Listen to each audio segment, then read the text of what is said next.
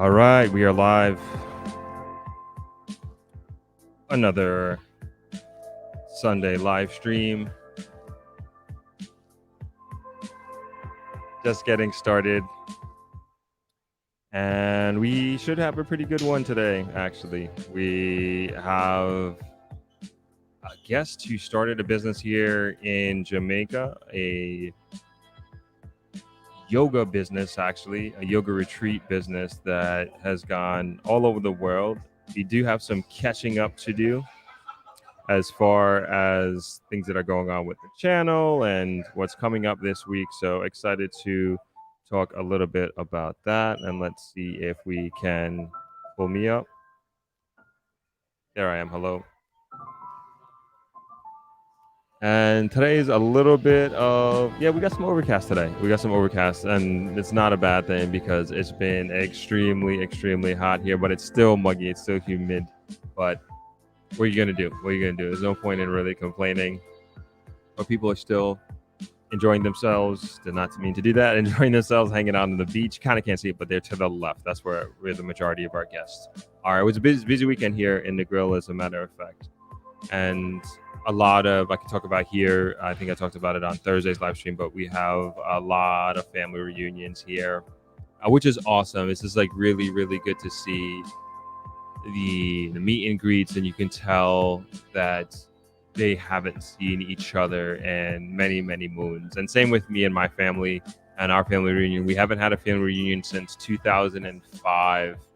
And it was a great weekend together. It was short-lived, but we're committing to making sure that another, what is that, 2005, oh my gosh, 15, man, over 20 years. That's crazy. It's crazy. So we're not going to do that again. That's basically what I'm saying. Like, so we're committing to do this every 2 years. So we're going to have another family reunion in 2025.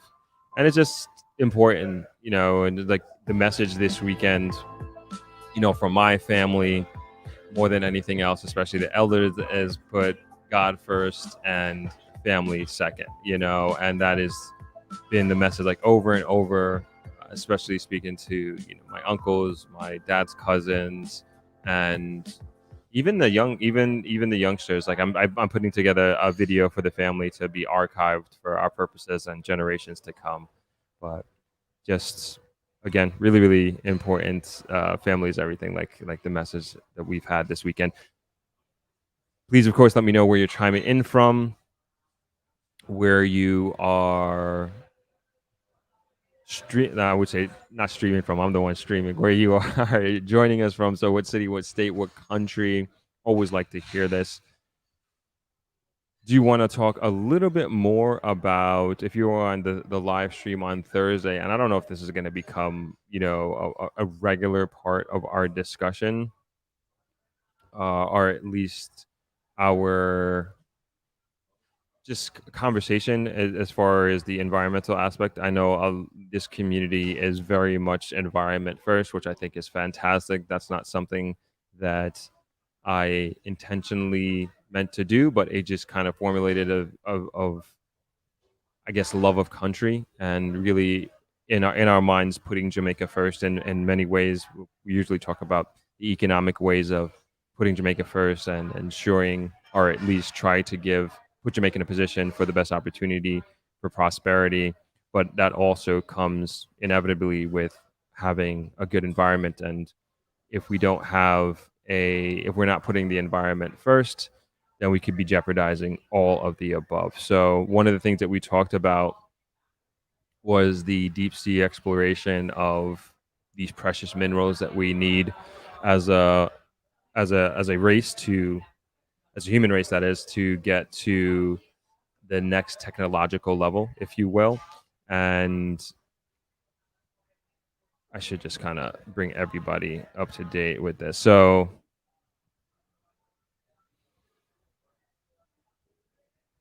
we'll just kind of roll into this, and I'll get into the comments in a second, because I do want to bring this up before we have the guest on. So do a quick screen share here. So this is from Thursday. Thursday live stream. So just as a quick review, if you guys already seen this, I'm sorry about that, but I think it's important that we bring this up.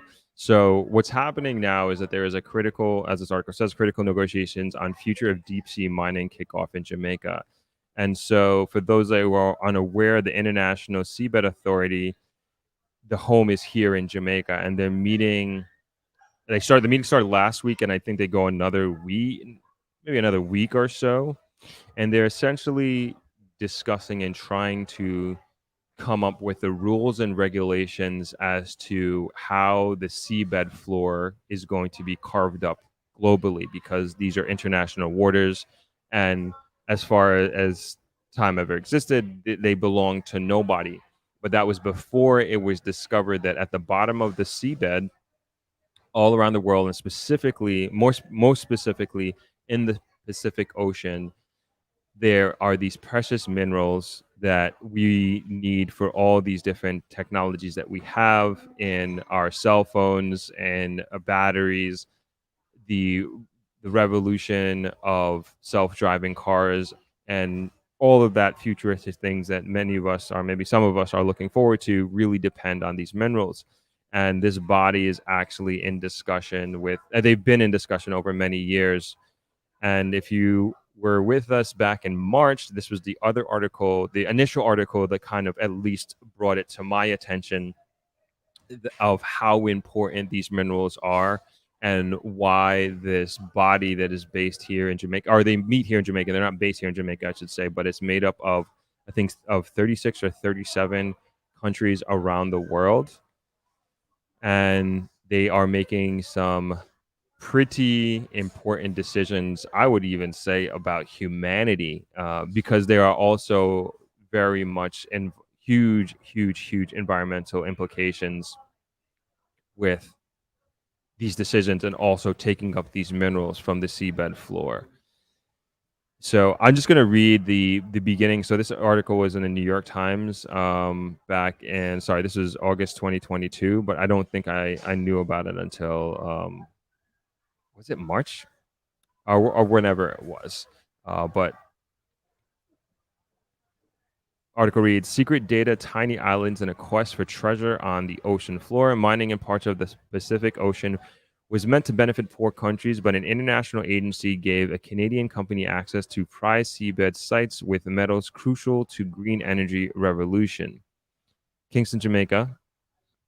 And this was written by Eric Lipton from the New York Times. As demand grows globally for metals needed to make batteries for electric vehicles, one of the richest untapped sources of raw materials lies 2.5 miles beneath the surface of the Pacific Ocean.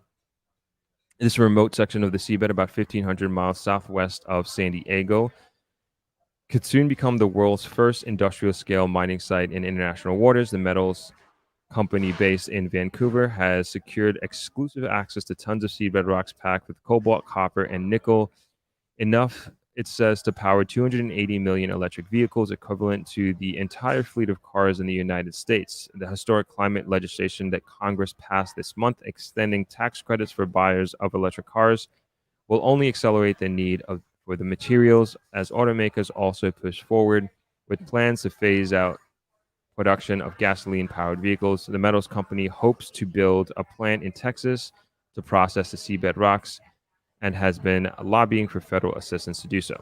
So that's a quick background on it. I won't read the whole entire article. And then we went through this article that came out on France24.com, which came out last week, about the meeting that is happening in Kingston. And so I say all that to say that there is, and bring up that there is a protest taking place in Kingston. Let me see if I can actually share that with you guys. One moment here. But they're basically protesting the mining of the seabed floor. And I thought it was important to just bring this to the attention of this community, the Throp community, that is, because I'm not hearing like anything about this in the mainstream. So let's bring up one of the flyers. So So this is Say No to Deep Sea Mining outside the Jamaica Conference Center. This is July 20th from 1 to 3 p.m. This is in Kingston. And just some information on exactly what they're protesting. So, what is deep sea mining? Seabed mining is the process of extracting mineral deposits from the ocean floor. Humanity has depleted Earth's resources on land and is now turning to the ocean. The science is not there. This cannot be done at the expense of the natural world and those least responsible for the ecological crisis. Where do we draw the line? And if you want to follow what they're doing, you can go to their Instagram, stop deep sea mining _JA.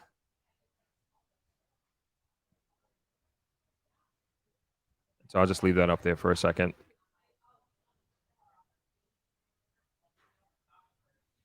So this is the organization is the deep sea mining campaign. And I'll also, hopefully I could share this video. I'm going to put this video in the comments here.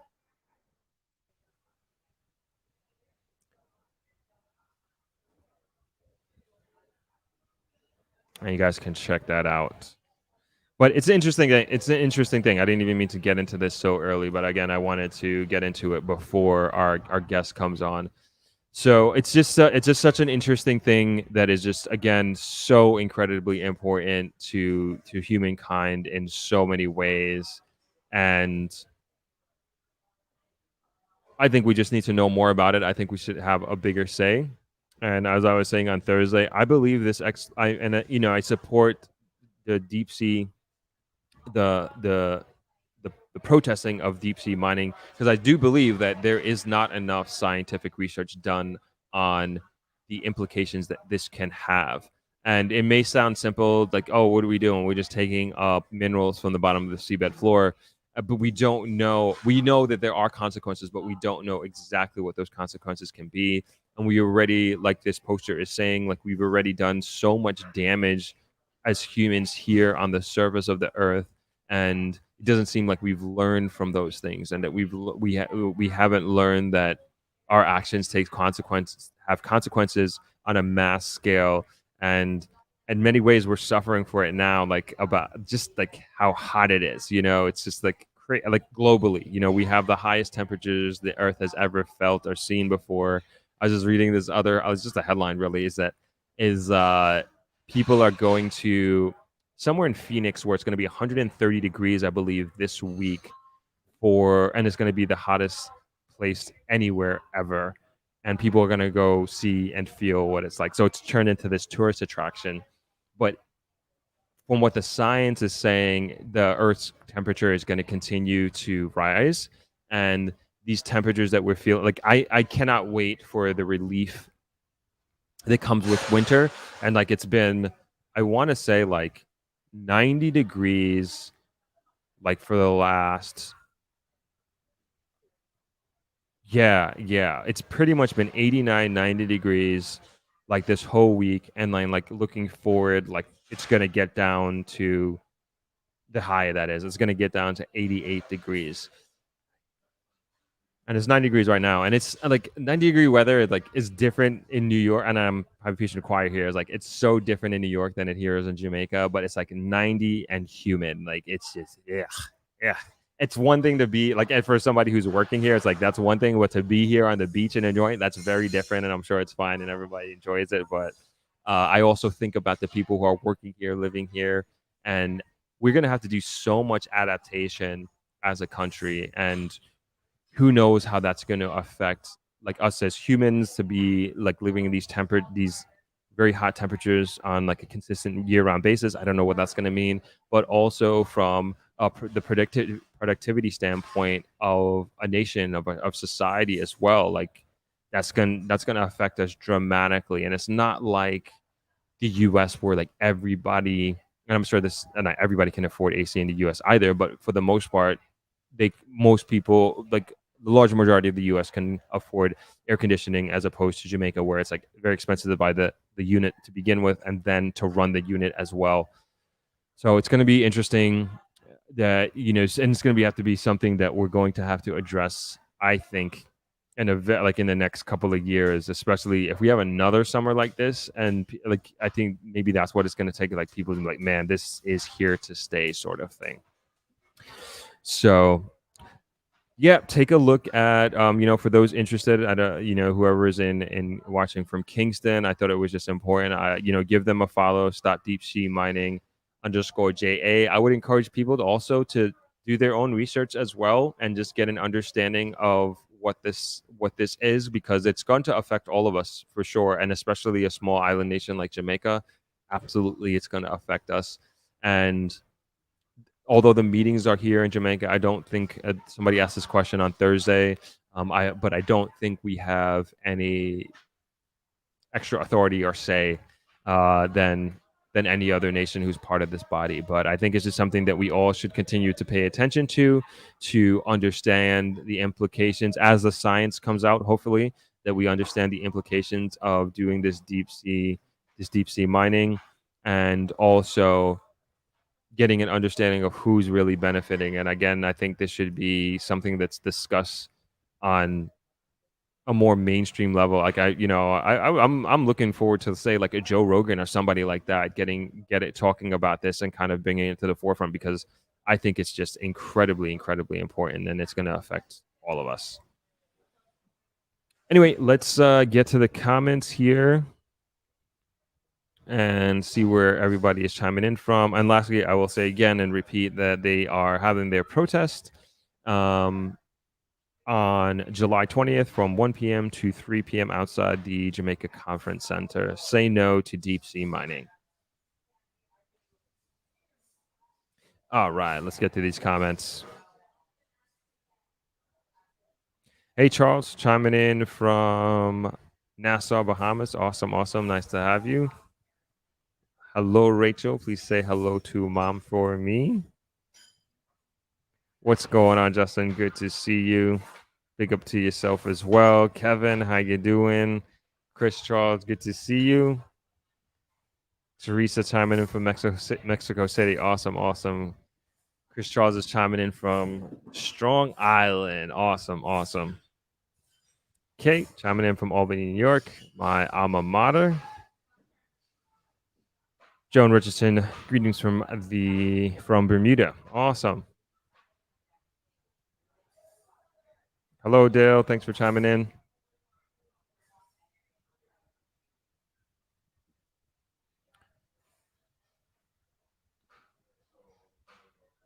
Melissa Anderson says, greetings from Louisville, Kentucky. I was actually out there for the BET show. That's where we shot it last time. Actually, 1 year ago, right now, I was in was it Louisville? Yeah, it was in Kentucky. Yeah, so 1 year ago. But anyway, sorry. I was looking for your podcast that was supposed to drop yesterday. Did it drop? No. Good point. We did not put it out. I should have put a post. Actually, no, I'll put a post out about it after this live stream. But I was just, quite frankly, just so busy with my family reunion. I thought I could do it all, but it just didn't happen. It's already finished, like editing, but there's just so much more that goes into releasing a YouTube video and podcast. And I just had to make a choice. Like, do I go to, my family reunion and hang out with them, or do I get this podcast out? And I decided to go with the family reunion, and I think I made the right choice. And we will get it out. I want to release it this week, but the release date is just so much better over the weekend. So unfortunately, you're gonna have to push it out for this weekend. So sorry about that, Melissa. I know I promised it for yesterday, but I wasn't able to come through. And to everybody who was expecting it, I apologize. So we will do it for next weekend. We will drop another podcast. Dale Clark, good to see you from Fort Lauderdale, Florida. Natasha York, greetings from Atlanta. Would love to be in Jamaica now so I can enjoy the beach. Next year, I will definitely be in Jamaica for an extended amount of time. I'm looking forward to that. Awesome. Looking forward to having you, Natasha. Justin asks, what are the economic opportunities for regular folks, not just global elitists? Ask simple questions. Are you talking about the seabed situation?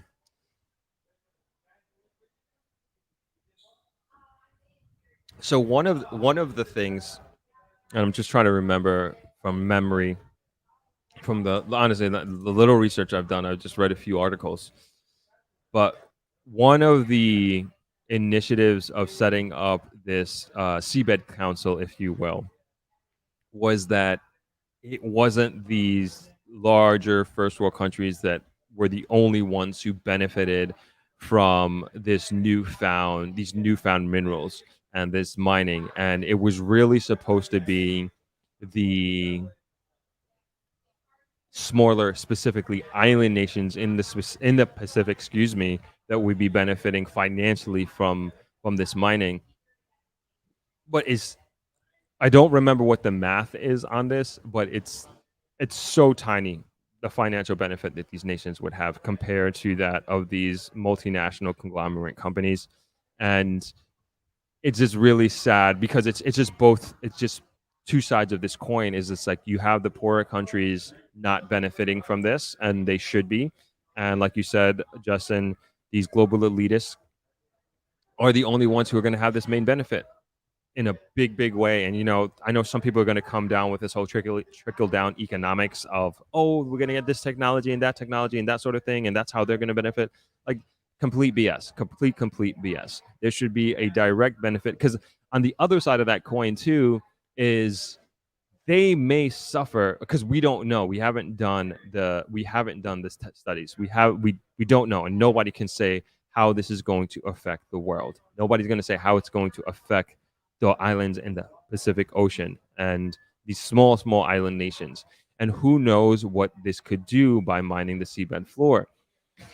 And that two-sided coin, it's to me, it's not being addressed strongly enough. And I do think, like, honestly, and again, I support the protest, but I do honestly believe that this is going to go through and that this is going to happen. But we should be of the mindset that we want to do everything within our power to ensure that this has the least amount of consequences on the environment as possible, first and foremost. And then two, this is like these island nations should be benefiting in a humongous way.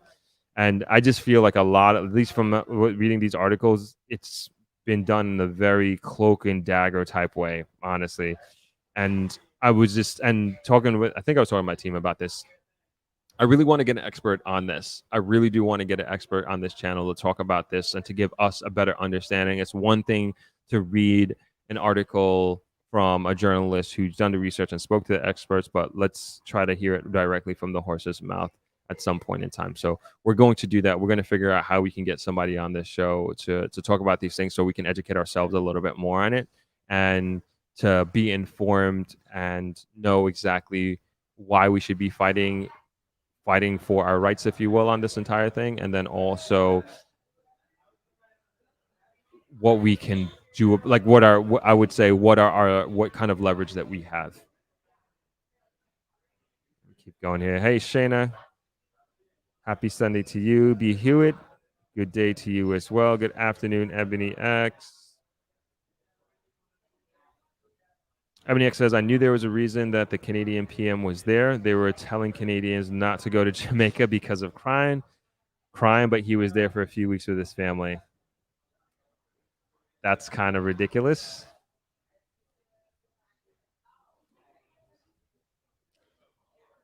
That's interesting. I didn't know that. Ebony. That's interesting.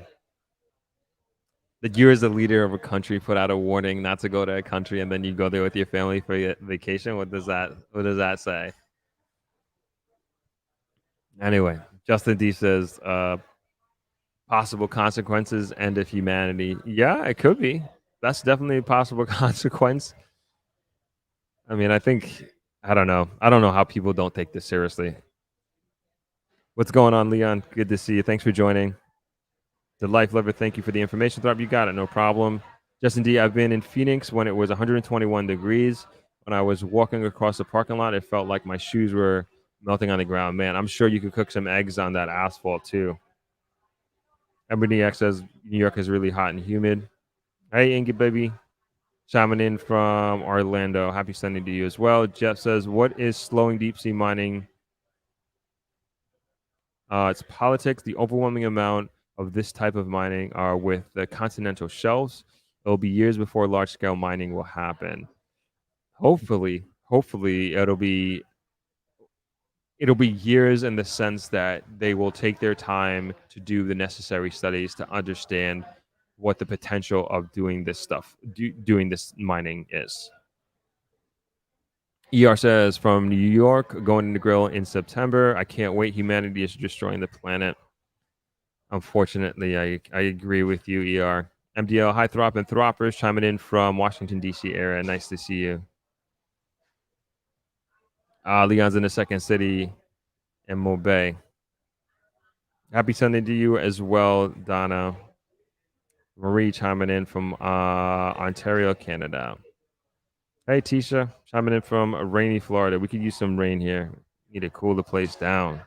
Looks like it's about to rain. So if I just get up quickly without warning, it's because I'm running to get the camera that's out there. Donna Bryce says family reunion seemed like fun. Yeah, it was amazing. Really, really awesome.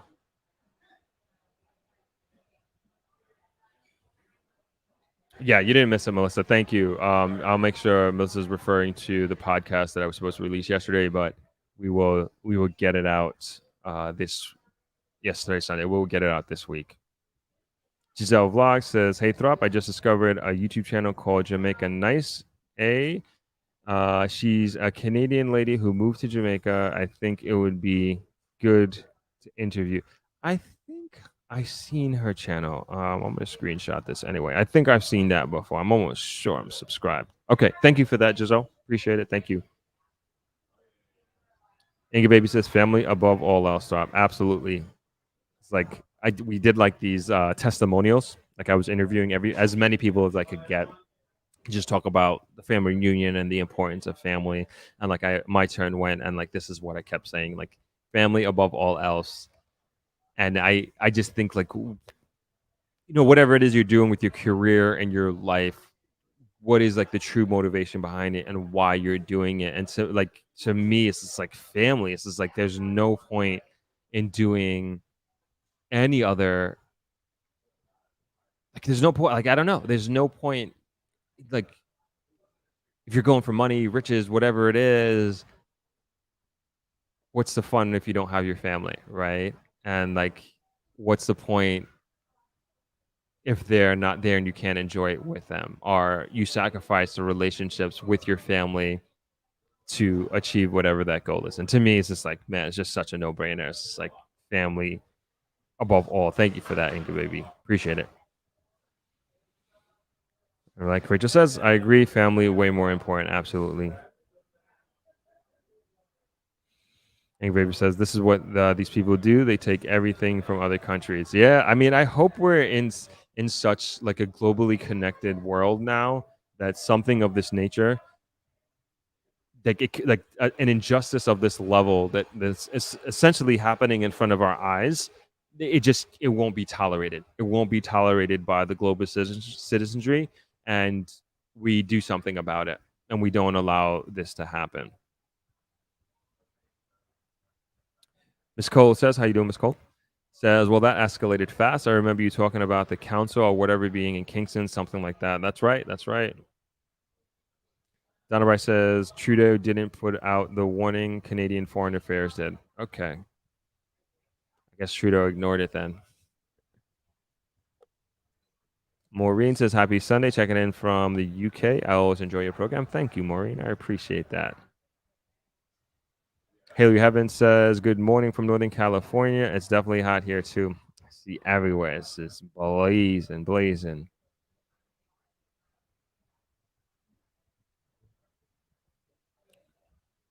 I don't know. These comments are kind of sticky. Yeah. So Donna Bryce says the Lunar Bus Park complex would be a great idea for Negril too. I think so too. I think that would be great for. Yeah, I think it was you who sent it to me, Donna, about the Nuxford Express, something like that. A show place for people to kind of hang out before they get on their bus or when they arrive, kind of thing.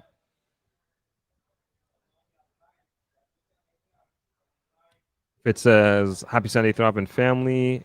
Joining late. Just got in from service. Awesome. Well, appreciate you taking the time, Fitz. Appreciate it." All right, we are 30 minutes in, and we are waiting for our guest here. Hold on.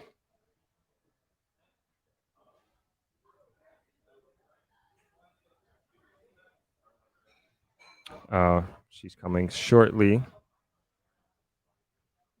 Bringing up a map here, but we won't bring up the map just as yet.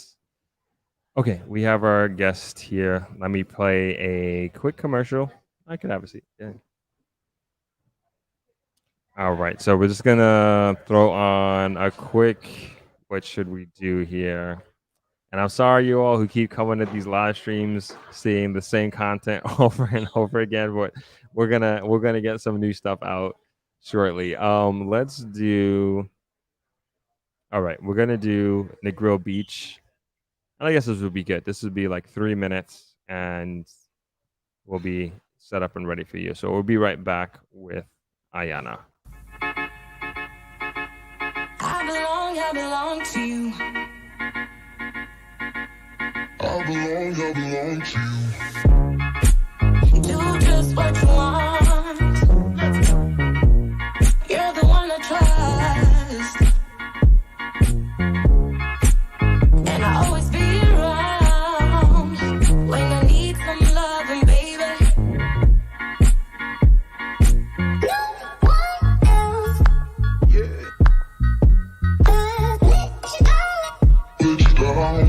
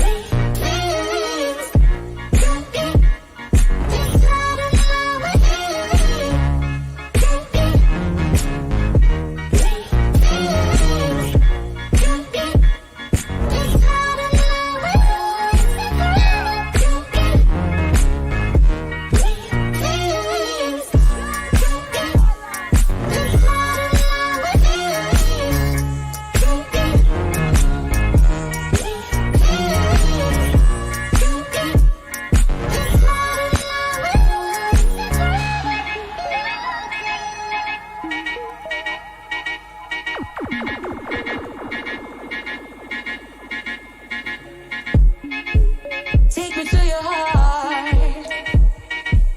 I belong to you. Take me to your soul.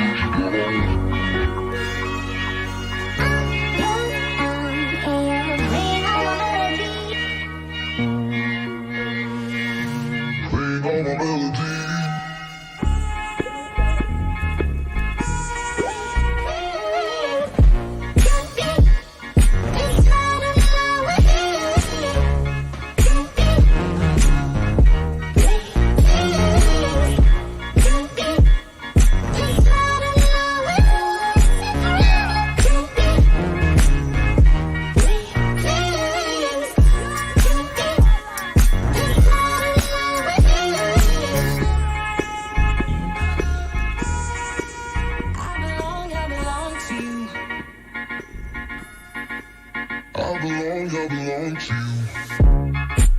Do just what you want. You're the one I trust. And I always be around when I need some loving, baby.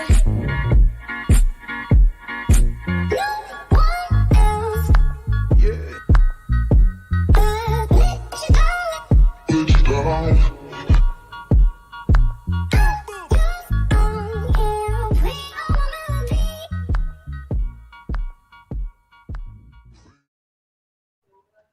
All right, we are back from our little break. Thanks for hanging out and holding on. So, as you may or may not know, today we have a wonderful guest, and we're talking about her company that she started right here in good old Jamaica. And we have our guest, Ayana Edwards, and she is originally from Atlanta, Georgia, USA. And we're going to learn about the motivations behind her starting her business, her relationship with Jamaica, and also a lot of the fun and exciting global retreats that she has coming up. So at this time, I would like to welcome Miss Ayana Edwards to the live stream podcast here on Throp. Hello, hi guys. Do you have a name for your? Are they called like throppers or There you like go. You got it. You got it. That's it right nice, there. nice. So I guess to start with, just if you can just give just a brief background introduction on yourself and to everybody in Thropland out there. Yeah, no problem. So I was born and raised in Atlanta, Georgia, and I've been practicing yoga for a little over 10 years now. And I have just an incredible respect and love for Jamaica. A lot of my most life-changing events have been inspired by the relationship that I have with the country. Jamaica is an incredible place with incredible energy, and even though I'm from Atlanta, a part of me feels very much from Jamaica and connected here. I don't It's weird, but Hmm. ever since high school I've had like a deep love for Jamaican culture and the country. And are your folks Jamaican? No, Yeah. no. Detroit, Nebraska, Alabama. So no, Okay. Straight American. straight American. Okay. Yeah, for sure. Gotcha. Yeah. So when was your first time to come to Jamaica? First trip to Jamaica? Oh, I remember it like it was yesterday. Let me see, this would have been 2013. Hmm. I have a really good girlfriend. She's Jamaican, and we were thinking about traveling out of the country. And at the time, I think I had only been to St. Thomas, Hmm. but I had my passport. I think St. Thomas. I don't remember why I hadn't been to Jamaica yet, but she was like, let's take a trip together. Let's travel. And so we were thinking about places to go. And I was like, let's go to Jamaica. And she was like, oh, that's easy. I have a lot of family in Negril. And I was like, I've heard of Montego Bay. I haven't heard of Negril. And she was like, trust me, let's go to Negril. And so we flew into Montego Bay. And I remember it was so odd to me. I was like, we're Negril is not near Montego Bay. She's like, no, we've got about like an hour and 30-minute drive. And I was like, okay, okay, like where is this girl taking me? But it was the drive from Montego Bay to Negril that solidified the feeling that I had always had about Jamaica, even though I had never been here.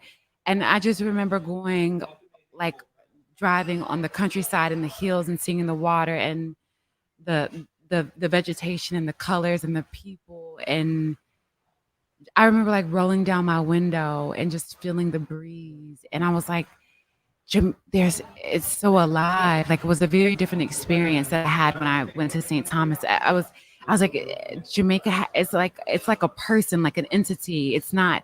Yes, it's a country, but it's very much a spirit, And I've visited Jamaica probably twice a year since 2013. Oh, really? Oh my god! And then actually, 2 times I would say is a minimum, and it just got increasingly more frequent over and over and over through the years. And I've been all across the island. I've stayed at multiple places, but Negril is just it's special. It's special. It's got its challenges for sure, but it doesn't outshine how special Negril is. Oh, I didn't know that. I didn't know you were one, you had been coming for so long, and then two, you were coming at such a frequent rate. Yeah. Oh my God. I would say between 2016 to 2020, maybe like at least 3, 4 times a year. And Mhm. it got to a point where I would just book. I would like I didn't need my, I didn't need my good girlfriends with me anymore. Hmm. I felt very much safe here by myself, and it just became a place of refuge for me and inspiration. And that's how Paradise and Vibe was birthed. It's Hmm. right here in front of travelers on the beach. Yeah. Yeah. So, well, definitely going to get into that Yeah. shortly. But is there? I know you spoke about the drive and the vegetation, but like, is there something? And I don't know. Maybe it wasn't. Maybe it was the first trip, but is there something that happened on a trip that you were like, this place is special. Like, this is it. This is Yeah. this is I've, my homage. yes, I have a picture of it. I Oh, and it might sound insignificant to someone else, but for me it's really as simple as Cecilia, my girlfriend, and I were sitting in front of Travelers. This is 2013. And this guy walks past and he's like, I've got lobster and coconuts. Would you guys, you want any? And I'm like, what? Like, what? And she's like, Cecilia's like, I'm just following her lead. She's like, yeah, we'll take a lobster, coconut, and do you know if there's patties around? And I'm like, a patty? Like, what is this language? Like, what do you mean? And so within the mat camera. within the matter of like Sorry, it started pouring. Everybody. we need an intermission. Yeah, yeah. Sorry. One Okay. second. It's pouring. It's pouring really bad. 1 second, everybody. You want me to narrate what's going on? Okay, okay. All right. So I just learned this word. It's called a deluge. There's a deluge happening. There's a really expensive looking camera outside, I guess pointed towards us. Winfield, Bob's brother, is now running into the restaurant. They're grabbing cords. It's a little dramatic. I wish you guys could see this. Um, I think we're okay now. All right. That's all I got.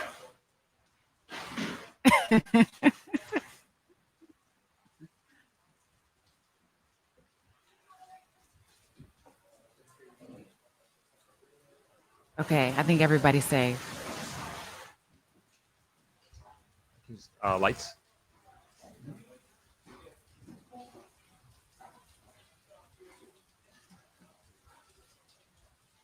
Yeah, it's live TV. Anything can happen. Oh man. All right. Sorry about that. um. Oh, also before you continue, Okay. if you guys have any questions at all that you want to ask Ayana, just put them in the comments as the conversation continues. I'll do my best to get to them. Okay, I'm sorry. Lobster, coconut. Right, the picture you're gonna say. Yep. Go ahead. Okay. Yeah, yeah. So basically, all the things that I had seen in movies, it was true. It was real life, and it was the first time that I learned like that someone really uses Mm. to to cut the coconut open. So it, and this guy with this silver looking toolbox, it looked like there should have been like wrenches and screwdrivers in this box, but out came lobster, the best lobster I've ever had in my life. And it was me seeing how simple pleasure can be. Mm. And Jamaica had it all. And I'm thinking that it takes and like an absorbent amount to make you happy or to inspire you, but it's something as simple as seeing a Jamaican man open up what looks like a toolbox and pull out the best lobster I've ever had in my life still today. So or tasting what fresh coconut water, or it was things like that that made me fall in love with Jamaica. Oh, that's awesome. Yeah, That's yeah, awesome. And I always say like there's many different ways to fall in love with Jamaica, yeah, and sometimes it could be the simplest of things with a man selling lobster and coconut, and you just yeah. don't know what's gonna push you over the edge, so to speak. And so that's interesting, and thank you for sharing that story You're with us. welcome. I appreciate that. And I want to go back to something that you said earlier about your subsequent trips after you came with your girlfriend initially. It started to turn into you doing solo trips here as a solo female. And I get this question even up until last week. Somebody DM me and asked, would it be safe for them as a single woman? I believe they were from the United States to come to Jamaica, to come to Negril specifically, and would they be okay? And I told her, "Yeah, of course, it's fine. We have many guests who come here to travelers that are by themselves all over the world, their own reasons for coming here. And I would ask you, what would you say to somebody who asked you that question about somebody who's concerned about their safety and security traveling as a single solo female traveler? Mhm. I would say, apart from, I hope this is not like too anecdotal, but I have never felt in danger. I've been here many of times. I've been here at large hotels. I've stayed at Airbnbs. I've stayed in a lot of different, accommodations and in taxis at restaurants, walking the beach. I've never felt like I was in danger. So, absolutely. I would say, and this is not this. Let me just make sure our mics are good and we're good. Okay. And you're saying you get this question asked by a lot of your girlfriends? Yeah, so a lot of my girlfriends or people that know that I come to Jamaica so frequent, they'll always ask like, "Hey, if I don't have anybody to travel with, is it a safe place for me to go?" And I'm like, "Absolutely." But I always recommend them to stay at least for their first time in Jamaica to stay at Travelers. Mhm. I think I don't know if it's just this stretch of beach or the location, but or the energy that Travelers have. It's to me feels like one of the safest places in the world. I and not to discount anybody else's experience, but for me,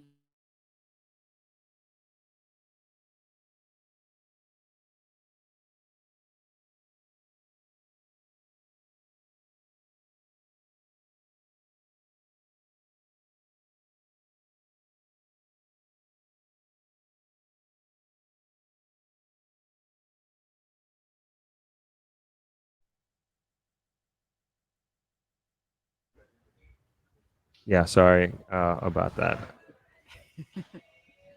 Oh, yeah, so my question. My question I was going to ask is, what, like, from when you started in coming here in 2013, can you just give us an idea of what like your relationship experience with Jamaica was as a person coming, a woman coming here by themselves? Like, how did you engage and experience Jamaica?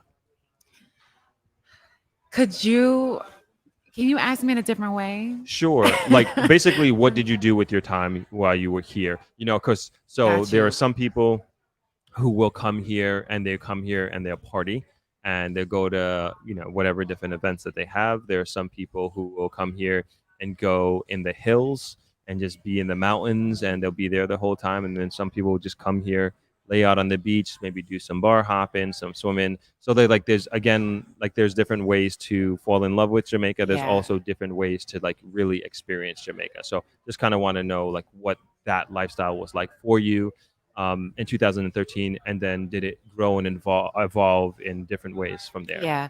So thank you. So when I first got here, of course, you did all the partying things. You go to the jungle, you go to Rick's, you go to all the more popular places and do the more popular things. But my my relationship with Jamaica definitely changed. It went from, Margaritaville and clubs and,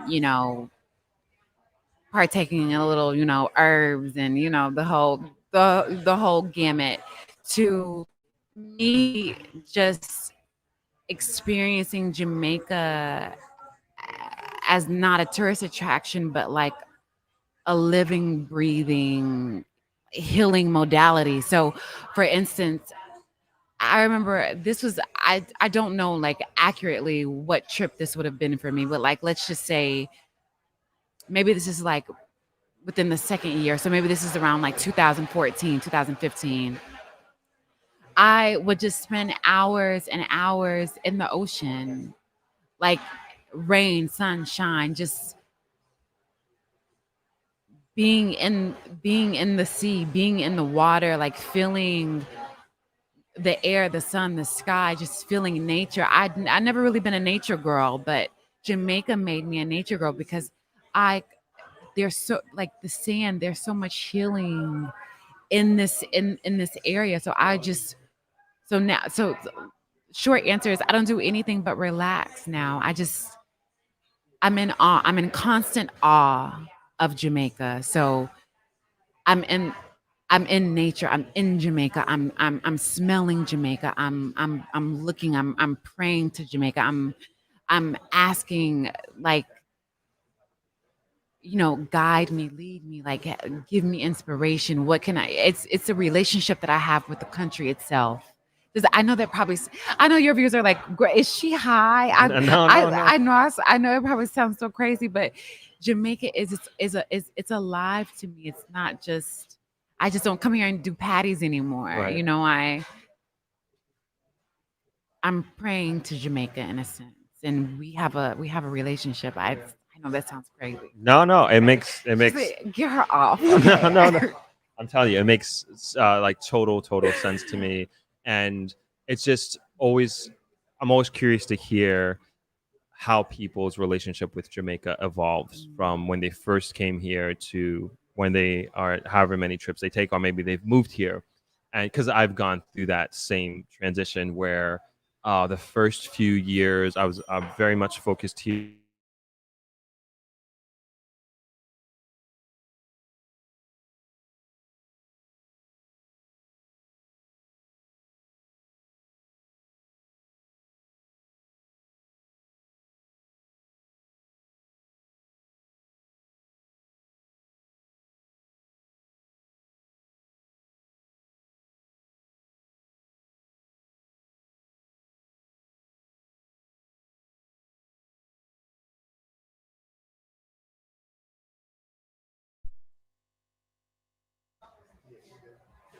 Okay, we're back again. Sorry about that, everybody.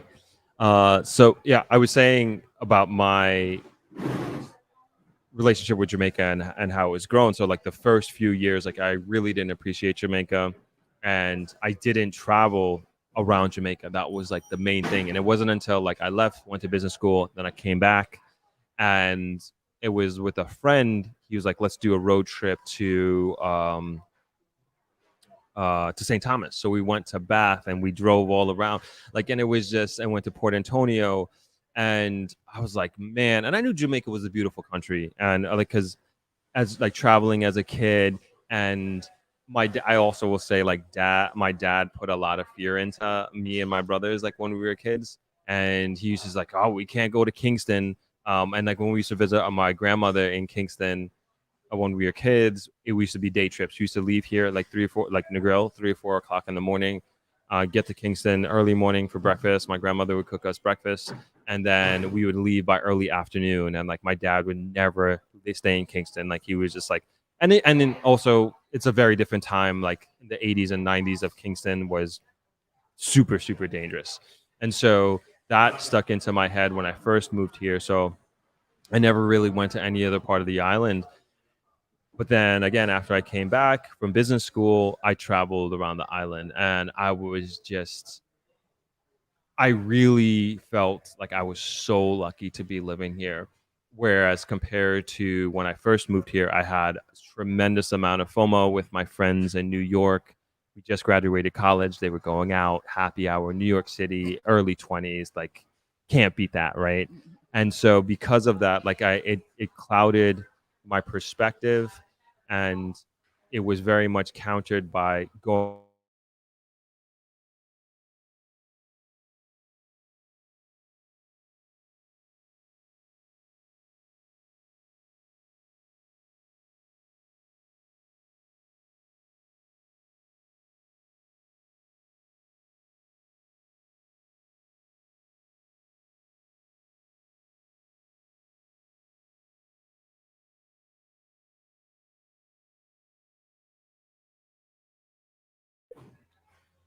Sure. All right, we're sorry, everyone. We're going to switch Wi-Fi real quick so we don't keep cutting out. Just bear with us here.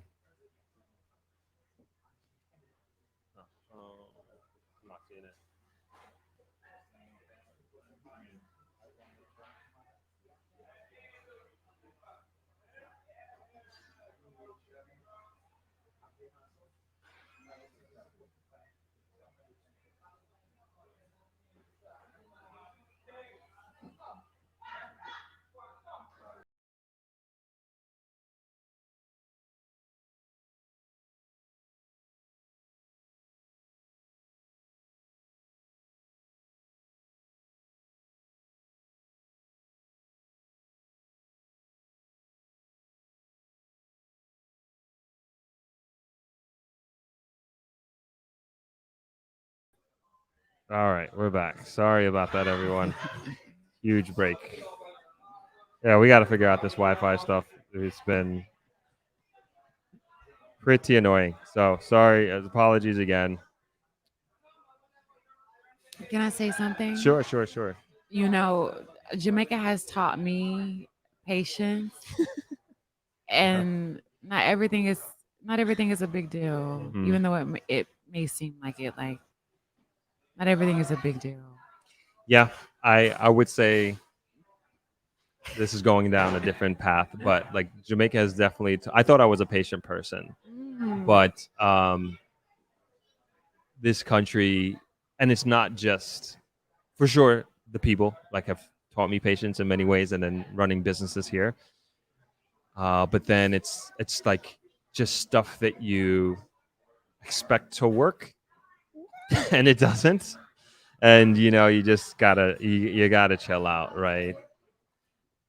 Can we kind of like go off topic a little bit? Sure, sure, sure. So one of the things that I find incredible about Jamaica and its people specifically Hmm. is just what you said. So because things often don't work like they should or could, and for a sake of better, let's just stick with those words, should and could. I think that really creates this environment for Jamaica and its people to be very creative. And I'm just gonna go back to like the guy having like a legit toolbox Hmm. and that housing the lobster and it being warm and hot and fresh. And I've seen so many instances of I never would have thought of that. But I think being in an environment like that where you've got to be willing to reframe, you've got to be willing to find another angle or find another way. Like I think that's like a breeding ground for inspiration and like Hmm. there's always a way. There's always a way. And like even like my dad growing up, he used to tell us stories where he couldn't afford his family mother couldn't afford to buy him toys or anything, so he literally had to make his own toys. And that's just, yeah, like you said, that creative nature from just a child. And I think he not think he brought that with him throughout his entire life, and I think that was a big reason why he became successful, because you were forced to think in ways that a normal kid, if you wouldn't have been forced to. I the first time I was in Jamaica, we went to the market, the craft market. The craft Down- market okay, yeah. downtown. And there was a guy sculpting using a fork. Oh. Use a fork. Like a legit fork. And I've got countless experiences seeing how sometimes there is an advantage to being quote unquote disadvantaged Hmm. because you can't be lazy. It causes you to be inventive and thinking. So just kind of like your father having to be very creative, having to access different parts of his brain or his capability to dream and think and go beyond what you would consider normal. I think that Jamaica's disadvantages are actually Jamaica's advantages because Hmm. some of the most creative people in the entire world that I've met are Jamaican, you know? Nope, I agree with you, and I kind of want to bring it back to the we were talking about the word before technical difficulties, relationships that we have with Jamaica, and your relationship and how it has evolved, and same with mine. And now I feel again very lucky to be here and to be able to call Jamaica home. And I want to get into your new relationship with Jamaica, right? And you alluded to this earlier about how your yoga company, your yoga retreat company, I don't know how you can categorize it in many different ways because I think what you're doing is very powerful and I want to get into that. But can you give us a story about how you started this company, the name of the company, and how it all began and started right here in Negril, Jamaica? Yeah, okay. So since 2013, since my first time here, I 80% of my birthdays are spent in Jamaica. Like my birthday, I'm always in Jamaica, and 2020 was no different. And this is like mid-pandemic, so the world, is kind of like taking a sabbatical, I guess. And so I'm here with my girlfriends, and one of my girlfriends in particular, we're laying out. We're in the water. We're in the water in front of travelers, and I had mentioned this idea. I was like, I want to. A lot of places are asking me to, travel and come teach at their hotels and at their businesses. And So sorry, I just want to make it clear that everybody understands that you are a yoga instructor as well. yeah, Right. yes, we Okay. can we can go. Do you want to talk about how yoga? You want to talk about how yoga saved my life? You want to talk about like Oh, well, I pay wanted to like get it's the okay. It's what you want to do? yeah, I Because just want to make sure that everybody knows that like yoga is a big part of your life, and like I want to set that context before, like as you get into that. okay, so I'm gonna try to say this without being so dramatic because I can get very dramatic when I say Mhm. this line, but I mean it. Yoga saved my life. I am here in this physical body at this table because of my yoga practice. Yoga has retrained my brain, my it's done incredible things for my physical body, but that's the boring part to me. What it has done for my internal body is why I teach, why I practice yoga. Yoga saved my life. So I have an incredible relationship with yoga. I eat, breathe, live yoga.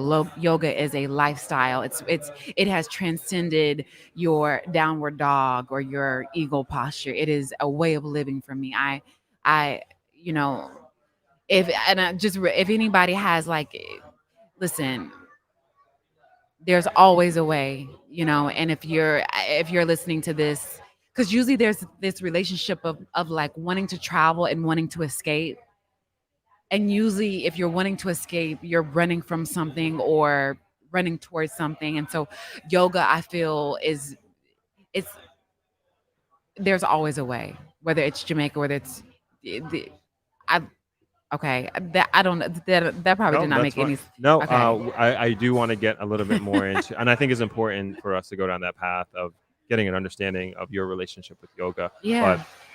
for the purposes of where we are in this conversation, I thought it was very, very important to know for everybody to know how much yoga means to Yeah. you. And please continue.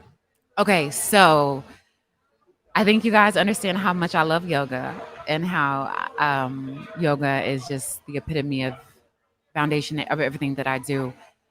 My girlfriend and I were sitting, we're in the water on the beach. I can't quite remember, but I think we were in the water, and we were gazing up at the clouds and marveling at how incredible this feels and how we wish we could bring this to more people. Hmm.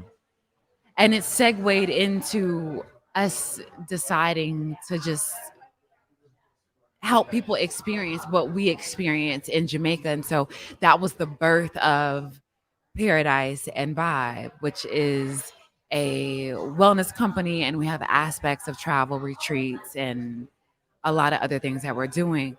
But it was being in the Caribbean Sea, and us looking at the waves and being in the water and being around nature and us being like, we have to bring this to people. People have to experience this.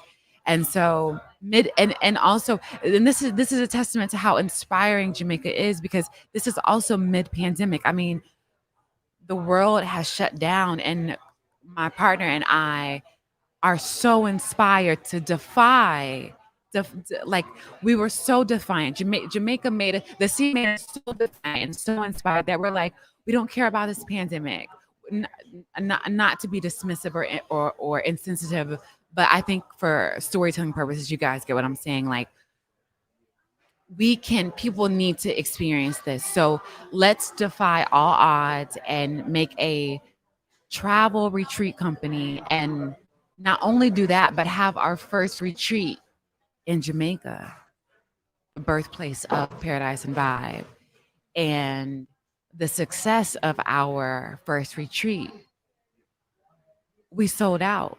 And people still to this day come back and visit Negril specifically. They don't go anywhere else. They come back to visit Negril because of their relationship with Negril. And it is a miraculous place. And so, yes, it's a hub of inspiration. Did I answer your question? You did, and I do have some follow-up questions.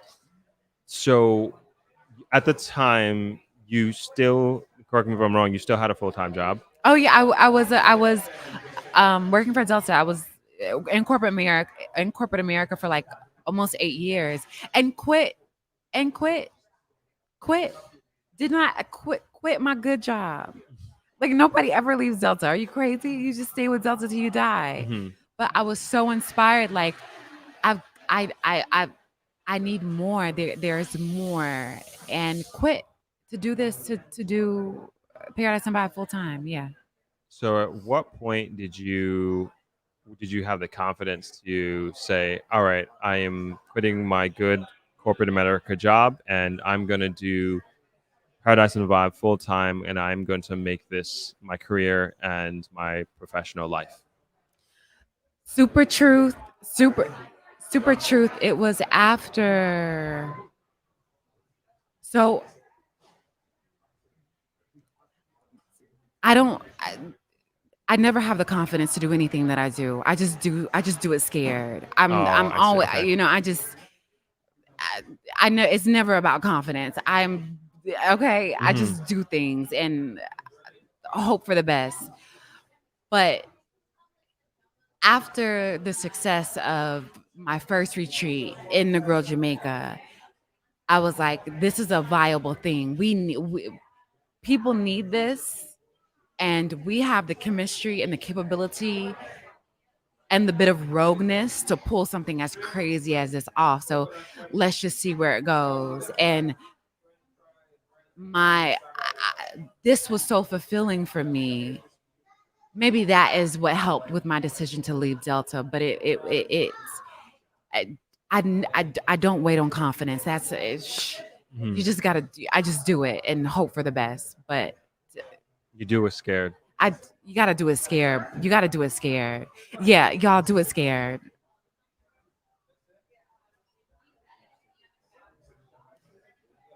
And I think, and so that was my kind of a little bit of a tangent, because I was talking to a guest that was sitting here earlier, and I was telling her who I'm going to interview and telling her about your company and how you took this leap of faith. And she was just like, wow, like, that's great. I forget the exact words that she used, but it was just the essence of it was that there's a way, there's a way to get this freedom of having your own business and having the impact that you really want to have on the world. Mhm. And it's just about like doing it, right? And so she didn't even know you, but she was very proud of you and proud of what you were doing. And I think, I don't want that to go unrecognized, that this is a big deal what you guys are doing. And then also, even though you say you do it scared, that to me is courage, is Mm. to, and that is what being brave is about, is like, you are scared and you recognize and accept that you are scared, but you do it anyway, and you do it anyway, and you trust in yourself, you believe in yourself, and you push forward irrespective of those internal animosities that you're having and the internal arguments, discussions, whatever they are that's going on upstairs, but you overcome that somehow. And look at what you're doing now. You're having like a really, really big impact. So with that, what was what was the first retreat like here in Jamaica? And it was here in the grill at Travelers. Did you? I had a hard time hearing you. Can you ask that I again? was asking about the first retreat here in Jamaica. If you Mhm. can, you said it sold out, Yeah, sold and out. just tell us what that experience was like. And then also, I would say, even from an entrepreneurial perspective, if you could give us some insights into what you learned from that first experience. Yeah. So this is, let's see, this is almost 6 retreats ago. So I, it was this idea of wellness, connection, and play. And that's why we chose Negril, because wellness sometimes I think can be so boring and so like inauthentic. And for me, the grill has just always promoted such a sense of like authenticity. That's what I wanted to give to our participants. So we had wellness workshops. So one topic that we focused on was manifestation, how to manifest, how to will the things that you want in your life. Of course, we had yoga, and we did yoga on the beach. We did yoga on the pool deck. We had a big barbecue. We had a bonfire on the beach. We went to Mayfield Falls, and we rode horses and ATVs, and um, just behaved like children. And there were, I'm not going to name any names, but and on one of the nights there was a full moon, and a couple of the people were like, let's just get in the water naked. I'm not gonna name names, but like, let's be let's just let's just trust into to the vibe, to the feeling. And I oh my God, let me not forget about this. There were 5 women on our retreat that could not swim, adult women in their 30s that could not swim. And on our last day, we did like a farewell boat party, and those 5 women that could not swim, after jumping in the ocean with their life vests on, one of the girls were like, let's just, because there was a lifeguard, and we make everybody sound waivers. Okay, let me just say that. And there was a lifeguard in the water in the middle of the ocean. And one of the girls was like, let's just try to jump in. Like, let's just do it. Let's just do it. So all 5 of them held hands. And Cassandra and I are like, do we need to stop this? And I was like, girl, they sign waivers. No, let them do it. No, but seriously, that was a joke. But there were lifeguards in the water. We were in the water, and we were like, we're not going to let anything happen. Like, we got this. And also, they feel confident in doing it. Let's just let them. They jumped into the water, and 3 of the girls, two of the girls got really scared, and they swam to the lifeguard. They swam to the lifeguards, like, oh my God, life vest me, please. But 3 of them swam in the ocean. So till this day, they can now swim Wow. because they. And so Cassandra and I asked them, like, toward the end of the trip, like, why did you guys do that? And they were like, we felt so supported and so seen, like we knew nothing was going to happen to us. And so again, and it was, and I think we were over there by Rick, so they could see like the people jumping off the cliffs and like doing all these crazy tricks. And so I think it was the feeling of just everything that made them feel so confident and supported to do it. And they they can swim, like, off of, like, it's just incredible moments like that. Like, That's kind of crazy, but I mean that is crazy. Like you it's can't why no, swim it's and you jump in the crazy. water. Like that's And we're crazy. kind of crazy too for allowing it. Right. But if we would not have allowed it, you might have 3 adult women that still can't, that Wow. still don't know how to. But now they get to tell those stories at their parties, and but that they learn how to swim in Jamaica in the middle of Mhm. the ocean. I do want to ask a few more You questions know, about that first trip, but Shayna Love Coaching is asking a relevant question because I was going to have you give some clarity on this, but she's asking: Are most of her clientele or participants women or co-ed? Most are women. We do have we're open to co-ed. We do have for every retreat we at least have two men come, but most I I guess we're probably most relatable to women, Hmm. but they're open to everyone. Well, Yeah. Large majority of large, women, yeah. okay. And so, kind of going back to the numbers of your first retreat here in Negril, like how many people came on that retreat, and how many were women, and how many were men?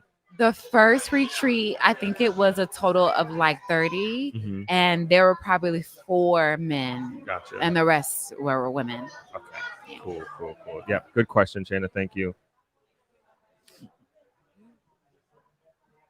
Yeah. Thank you. Okay. So, continuing to go, I guess the entrepreneurial route, right? Lessons learned from this first retreat that you had in Jamaica, as a partner in Paradise and Vibe, had a first successful retreat. Can you share with us some things that you learned that first retreat for the next one, if you will? I learned that you need help pulling off something like this. It needs a team. So actually one of the women that was at our first retreat is now like we've hired. So she's now a part of the team. I would say you need a team. You need a Mhm. team to pull off a successful large scale like retreat. So getting a team involved, getting help, even if it's your sister, your brother, your cousin, your auntie, but Mhm. having help. You need help. What would you say was your biggest challenge of that first retreat?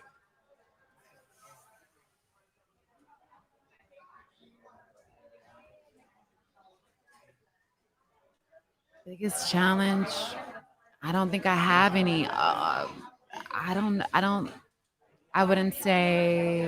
I don't think there were. It went off without a hitch, as I would say. There were no challenges, no hiccups. At least nothing that I can remember. There were. It was like a godsend. Like it was everything was perfect. The Mhm. group was perfect. The where we had the retreat was perfect. It was perfection. I think that's what helped us decide like no, this is we can keep doing this. Like not only can we keep doing this, but we are going to keep doing this. And what So, was the feedback from the people who experienced this for the first time? Your first set of clients, if you will. oh my God, they are. We Paradise and Vibe. We need a word for our tribe. They're tribers. Mhm. They they are with us for life. Like we've got so many repeat attendees, so many people that came with us from Jamaica, like South Africa. There were three or four people that were there with us in the for the first retreat that came to South Africa that are coming to Tulum that came to Morocco. So it's this sense of we trust these people to take care of us, to breed a safe environment. And I would say like that's something that I learned from my experience being in Jamaica. Like I know what a safe environment feels like. So I know how to give that to somebody else or at least set that up for somebody else. Does that make sense? Mhm. No, totally Yeah. understand. And you mentioned all these beautiful different places around the world that Paradise and the Vibe has gone. How did you go from making the decision of, okay, we're starting this in Jamaica?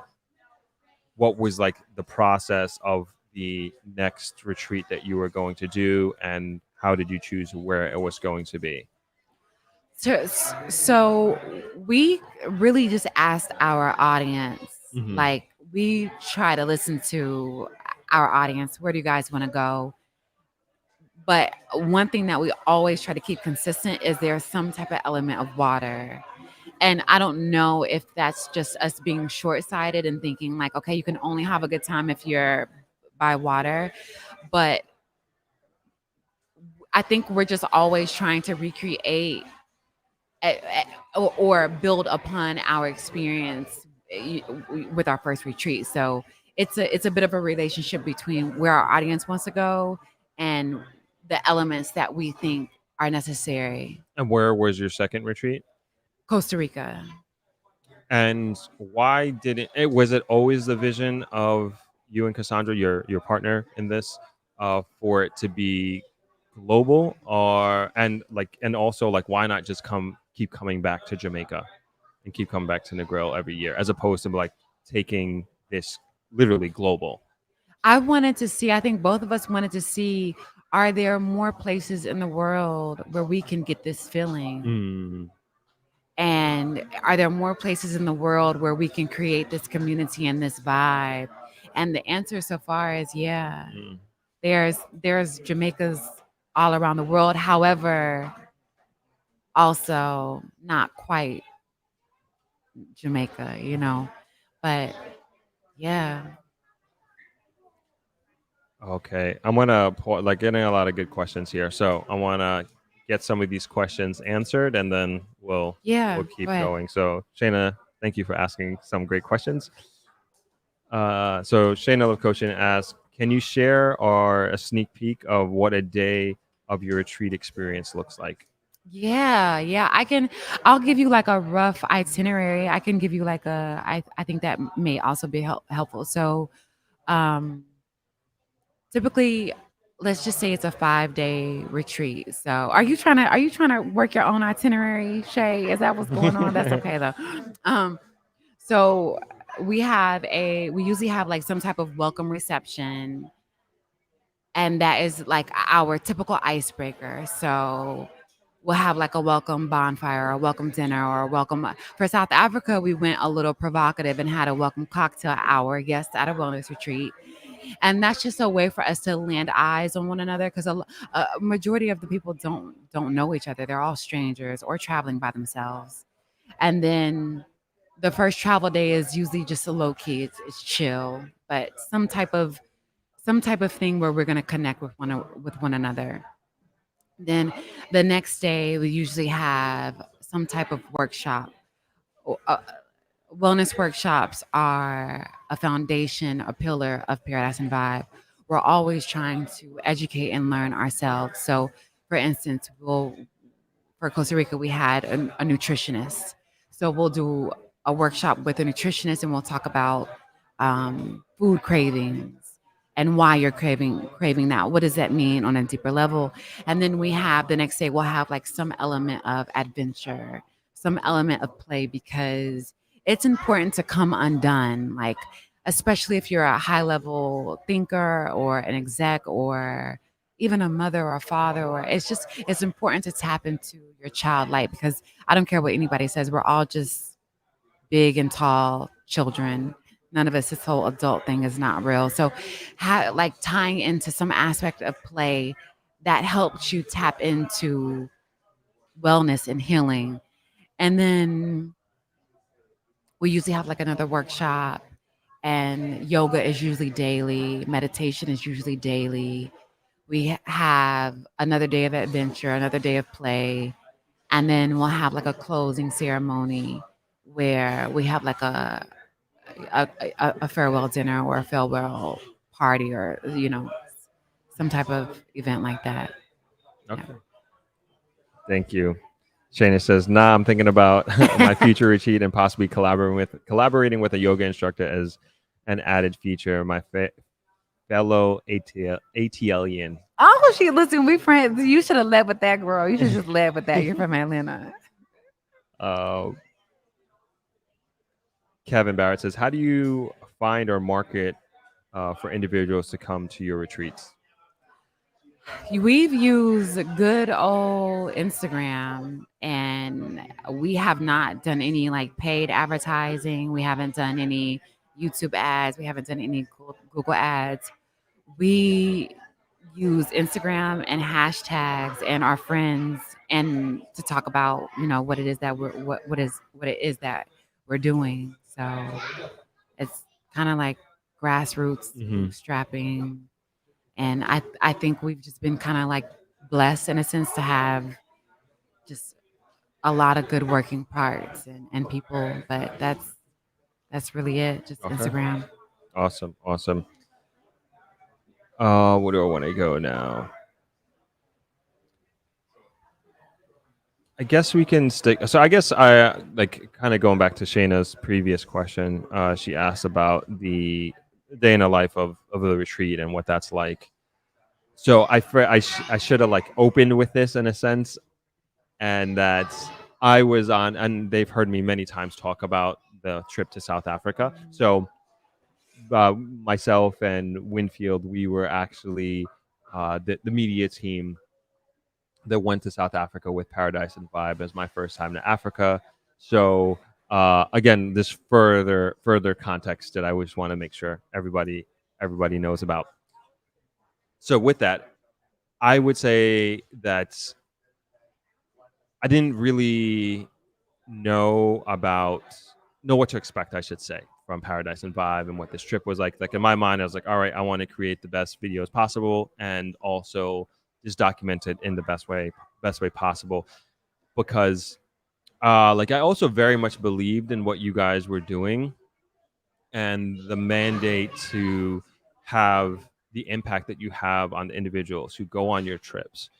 And it was important for me to deliver on the messaging that you have out there. And then I also feel like the work that you are doing for the community that you have built is like super important. And like the reason why I say that, like there was this conference that I used to go to, me and my brothers and my family used to go to every year. It was a Caribbean based business conference, and unfortunately it's not what it used to be like. And it was just, I thought was just so powerful, particularly for the Black community and the Black business community, to galvanize such powerful people from all over the Caribbean and all over the United States to come together to break bread and to will help foster commerce and networking amongst each other. And especially for a young person like myself, who I think I was a teenager when I first went to it, it really helped to develop my mind and also my career and like how I view the world in many different ways. And so I understand the power of these retreats and going to places that you haven't been to before and networking and being in this place for this sole purpose. And everybody has their different reasons for going to this. So what I'm trying to say is like I have an appreciation for what you are doing and then also the impact that you're having. And I think it's important that a group and a company like yours exists because there are people, and like this is what I felt, and I knew I was going to kind of feel this. I felt when I went to South Africa that there are people who went on this trip, whether they knew it or not, they needed this trip. You know, they needed this trip. And my experience, and in particular with the therapy sessions that were there, that it was incredibly powerful. And some of the stories, of course, I'm not disclosing anything, but some of the stories that I heard were just like it gave me goosebumps. Some brought tears to my eyes. And then you had, and these, everybody has these different challenges, and like it just made me think. They again, majority of the group was ladies. You had these beautiful ladies from all over, all walks of life, very successful in their own manner, in their own world, in their own way. And you look at them and you just don't know what anybody's going through. You don't know, and you wouldn't have a clue because of just the strength that they have.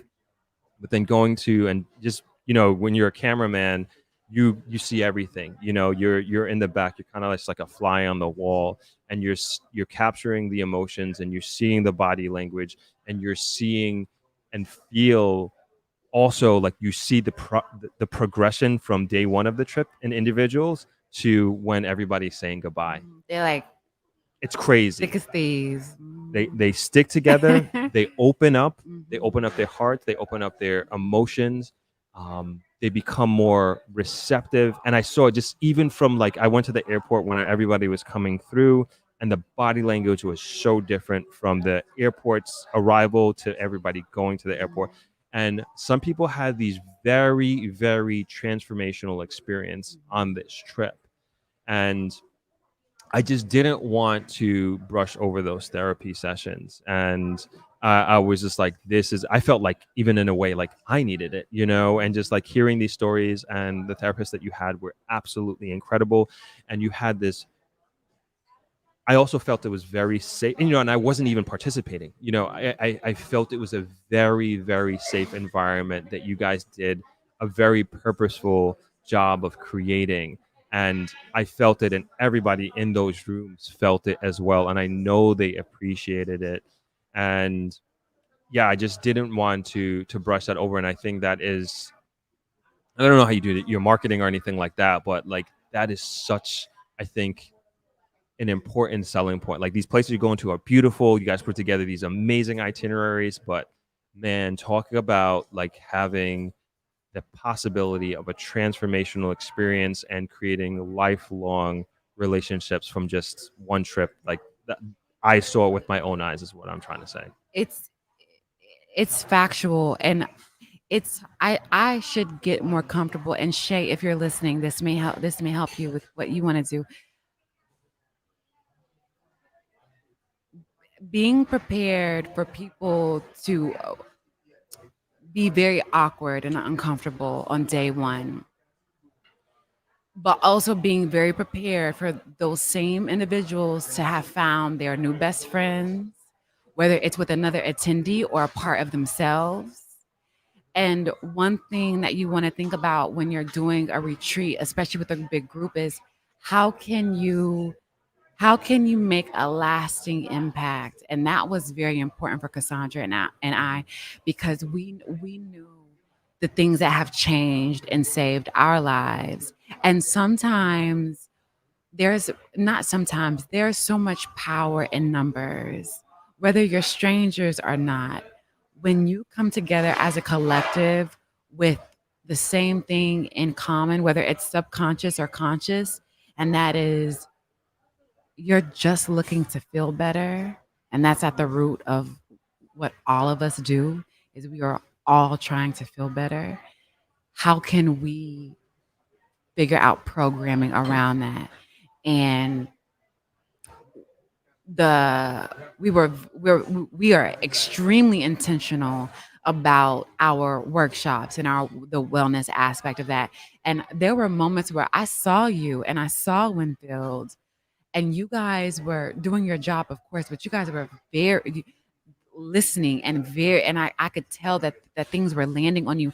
And so what we do is we help people do the thing that like, you're always in conversation and like, I need to go to therapy.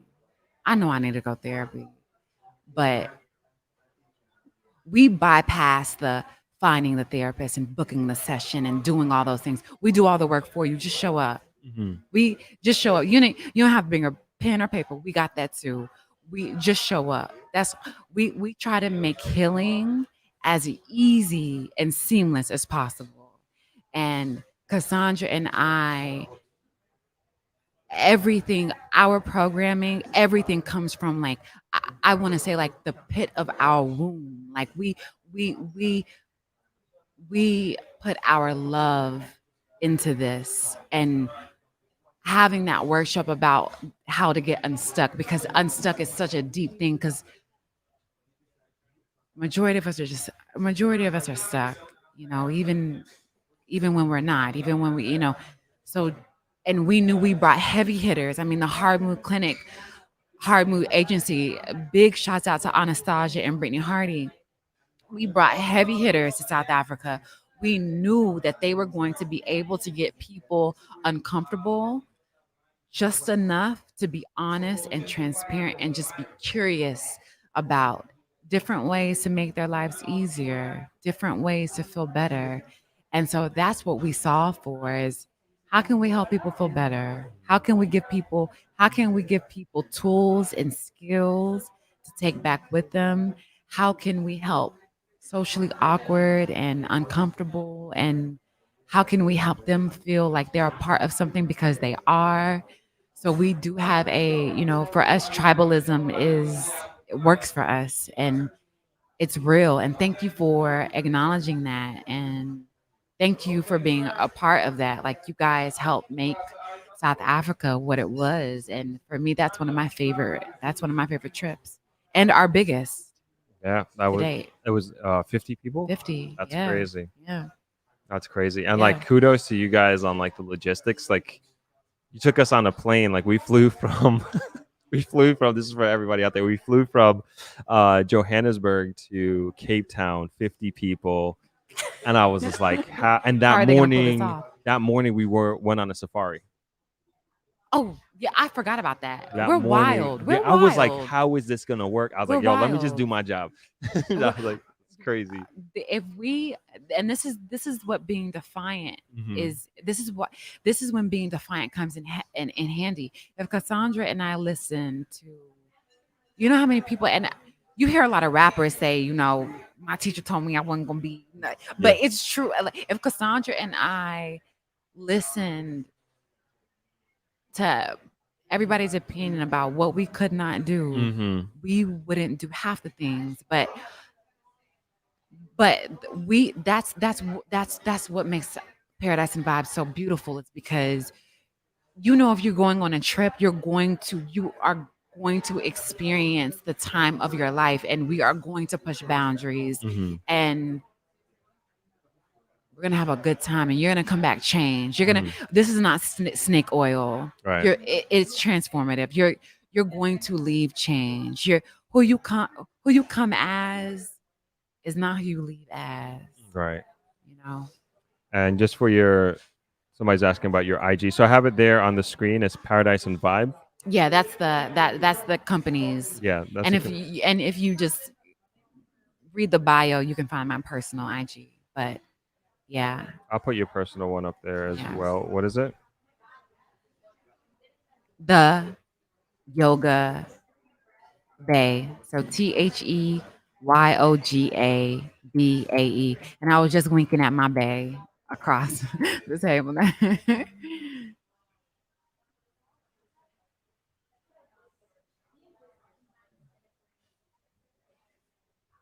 There you And go. also, I don't know if Shay is still on, but you can please DM me and we can connect about any questions that you have. And yeah, let's connect.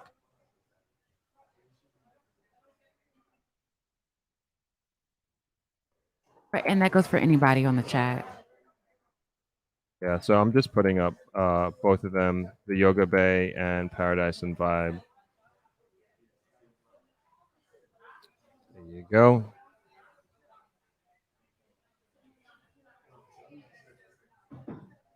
So another pillar that I wanted to talk about was play.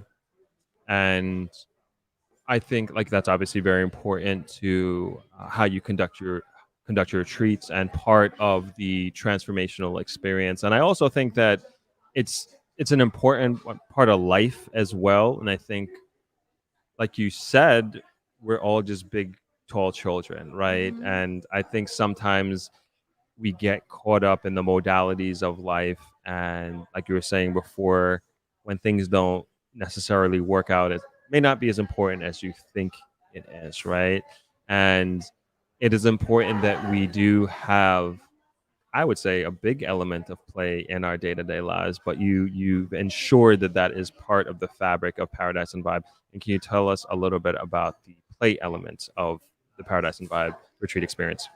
Absolutely. So I just remember like being kids and not really being in like the bliss of ignorance as a child, and you don't know about mortgages and bills and all the other things that we have to deal with in families, and you just were outside playing, Mhm. and it was some of, at least for me, it was some of the most pleasurable and fun moments of my life. And Cassandra and I realized, like, and this is why we started really having a big element of play, because Cassandra and I realized, like, the essence of who we were as children is not a word, it's an R. Like, I'm still very much my 5-year-old self. Cassandra is still very much her 5-year-old self.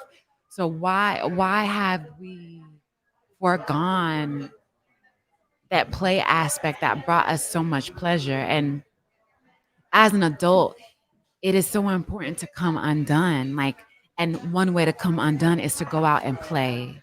So Cassandra and I, we do wild things. I mean, in South Africa, we canopied down the side of a mountain. I mean, we are white water rafting in Costa Rica. We are streaking naked in the ocean. We are, we are doing things to come undone, because in coming undone, that is where sometimes you can find your most authentic self, which is always there. It's not something that you have to go out and buy, or a product that you have to, it's just a part of you that you got to access. But sometimes to access a deep core part of you, you've got to kind of come undone. And so that's why we play, because in playing you come undone, and coming undone, you access the part of you that is whole and healthy and there still, and it's your childlike self.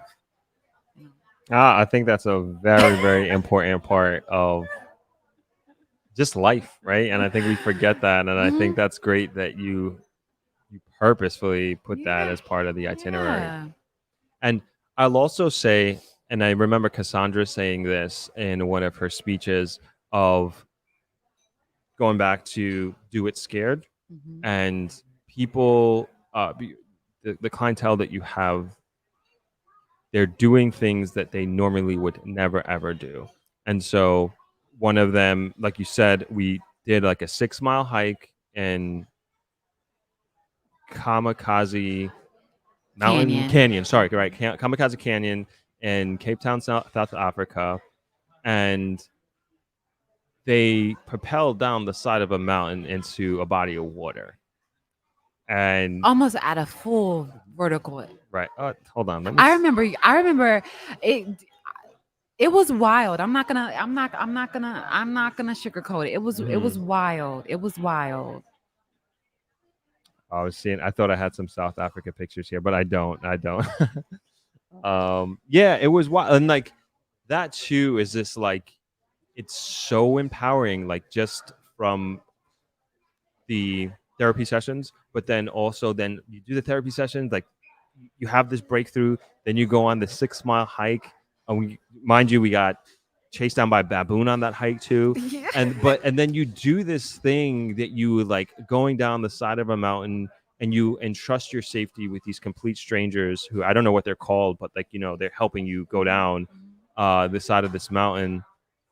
And like how much confidence do you get from doing something like that, just doing this thing that probably none of your friends have ever done and probably will never do, and you did it, and you did it scared. It's the afterburn, but the burn being like, okay, you now have this ingrained that you can do hard things. One of our attendees, Jasmine, Mhm. she was having it. It was scary. It was the mountain is high, the water is deep, and the incline is real. Okay. And she had a moment up there where she wasn't gonna do it. She got all the way to the top of the mountain. I was like, I can't do it. I Mhm. can't do it. We didn't push her, you know, we just waited, and we were going to support whatever Jasmine decided to do. But maybe about 10 minutes, she did it. She did it scared. And it just goes to show you, like, sometimes waking up is hard. Going to work sometimes is hard. We are always doing hard things. So there's no sense of avoiding something that's uncomfortable. We get uncomfortable all day, every day. We prove to ourselves every day we continue to wake up that we can do hard things. We can. There's no, whether you canopy down a side of a mountain or you decide to quit a job that you hate. We can we're always doing hard things. Being in life is an adventure of itself. So all we do is show you that you always have what it takes. It's it's not something that you have to buy or get or acquire. It's something that is in you. Like you're born with this. You've just got to realize it. So does that kind of make sense? No, it makes Yeah. perfect sense. Make perfect sense. Thank you for breaking that down. Yeah. I have a few more questions here. Yeah. Kevin Barrett asks, "What's the age range of your retreat members? Is there a specific age range, or are you just wanting folks to have an unimpeded, excuse me, and very memorable experience for the retreats?" Can you read that question again, Brian? Sure. Uh, Basically, they're asking what the age range is, Like and I'll is there a specific age range? So, okay, yeah, I'll no. answer this in twofold because Sure. this is actually a great question. So thank you for asking this. As our minimum age requirement is 21. You've got to be 21 to come onto a trip. However, what and I know this is going to sound wild, but I mean, typically we're moving into our sixth retreat, and I can tell you our youngest will have someone there who is like 22, 23, and we'll have someone there who's like 74. Like think about Jonathan and his mother, Yeah. like or who came to Bali. She was at least in her late 60s, so it's hard for me to say, it's as long as you feel, and I hope that I'm answering this question, as if you go on our page and you feel like this group resonates with you, then we are for you. And the only reason why you have to be 21 is just because we go out and we like to have fun, and we want to make sure that you're of legal age to partake in what we decide to do. And for legal reasons, yeah, 21, but age ain't nothing but a number. I mean, we've had a full cover, a woman who's Muslim, full who covers. She came to Costa Rica, like if you resonate with us, then we are your people. Period. And every retreat always is a vibe. We've never had any drama. We never had any issues because I think we're always representing who we are authentically on and offline. So what you see is what you get, and that's one thing that I think Cassandra and I pride ourselves as that we're what you see is what you get. You know.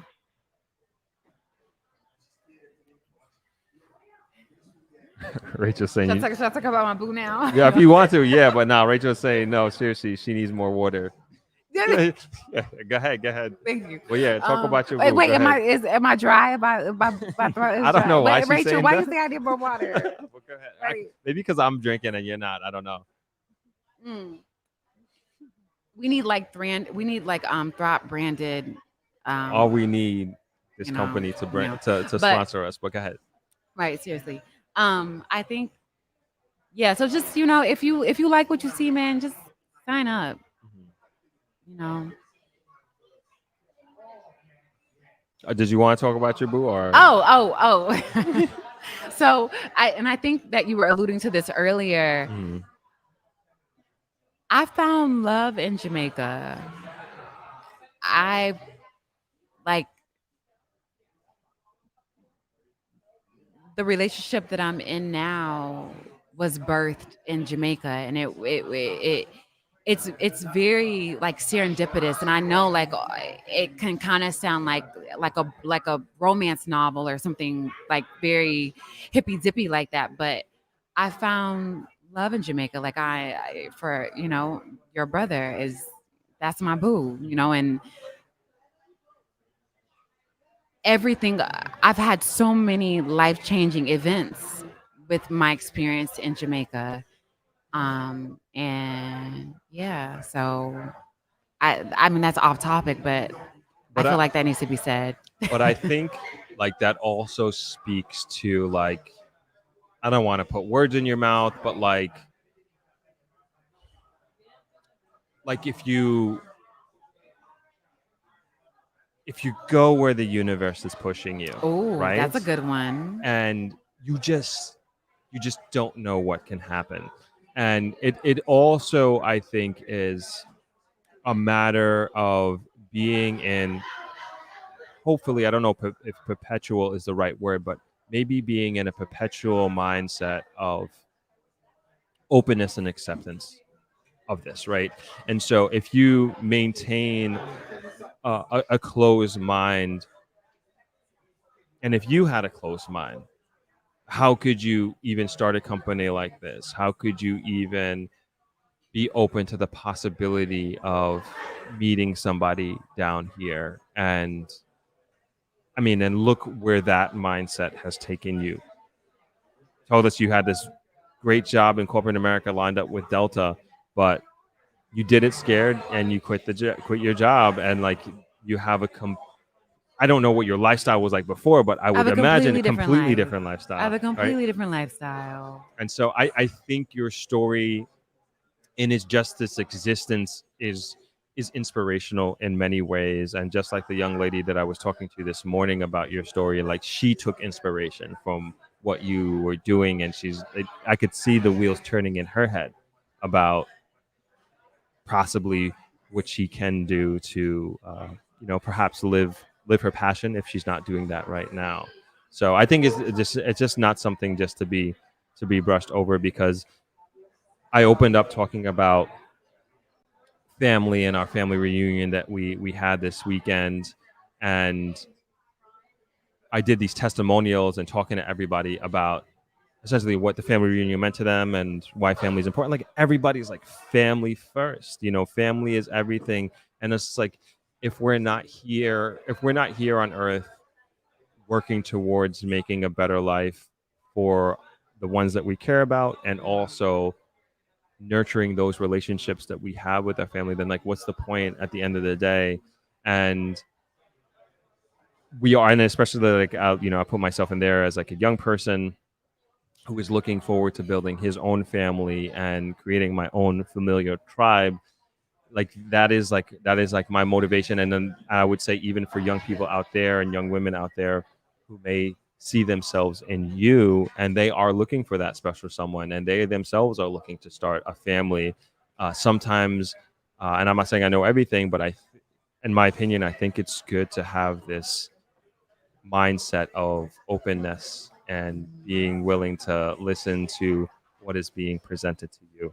And sometimes it's hard to, I know for me, it was hard to get into that mindset, and to really go in the direction of either your gifts that you have, and also go into the direction that perhaps the universe is opening up to you. I have so kind of to tie in what you just said.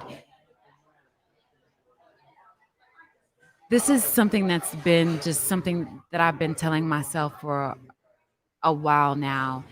And you got to ask yourself, like, how do you know this thing to be bad?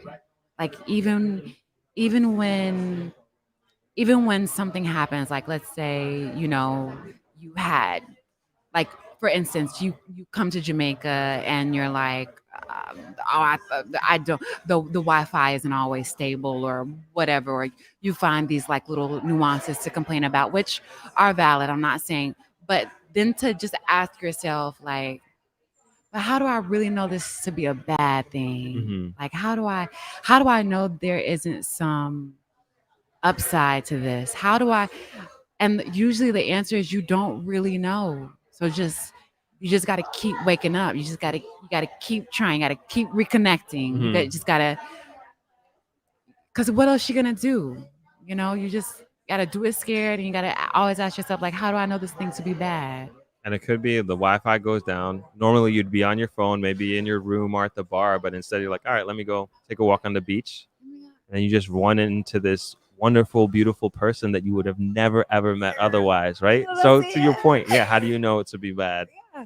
How you, or you can run into the lobster man. You know what I'm saying? It ain't even lobster to you. He got, just how do you there's divinity in everything. So, Mhm. and I feel like Jamaica, it's like in your face. The possibilities is just like it's you're consumed with it. Mhm. I agree. I agree with that. Let's see if we have any other questions here. The rain stopped. Got some sunshine now. Uh, so, all right. Oh, I didn't mean to press that. This question is from Monica. Have you ever had a bad experience with any clients and had to manage to display your professional skills? I think like have we ever had any drama on any other retreats? No. No. I think what really works for us is usually whoever is leading the workshop is certified in something. So if there was any drama, like we have therapy or we have therapists or we have people that have like conflict resolution like innate in them. Mhm. But I really just think the vibe of the trip, it's so conducive for like a good time, Mhm.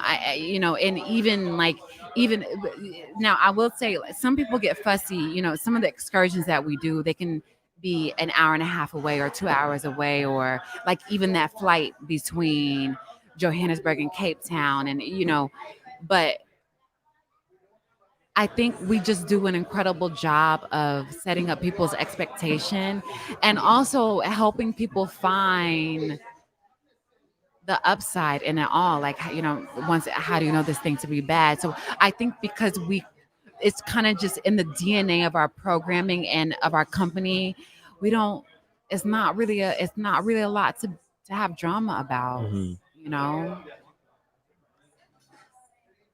Good question. I do want to get into your next trip. And actually, before we get into that, can you just tell us the other places that you have gone? You kind of quickly went through them, some of them Yeah, before, yeah. and just give us like a little snippet on each one. That would be great. Let's see if I can remember in chronological order. Okay, so first there was Negril, Yeah. and the theme for Negril was manifestation. Mhm. Second was Costa Rica, and the theme for Costa Rica was intuitive eating and food cravings. Am I on topic? I'm on topic, right? We're doing okay. I don't know. Yeah, yeah. Okay, Yeah, really? yeah. Okay. No, wait. Third was Morocco. Hmm. Morocco. Third was Morocco. Morocco was about what did we do in Morocco? Oh, we got deep in Morocco. Morocco was about healing childhood trauma. Oh wow. Whew. Mm. So that one was yeah.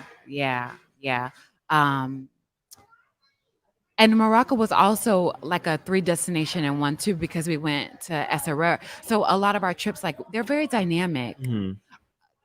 Keep it moving. Okay. No, no, no. Or no, I'm telling Okay, all myself, right. yeah, self talk.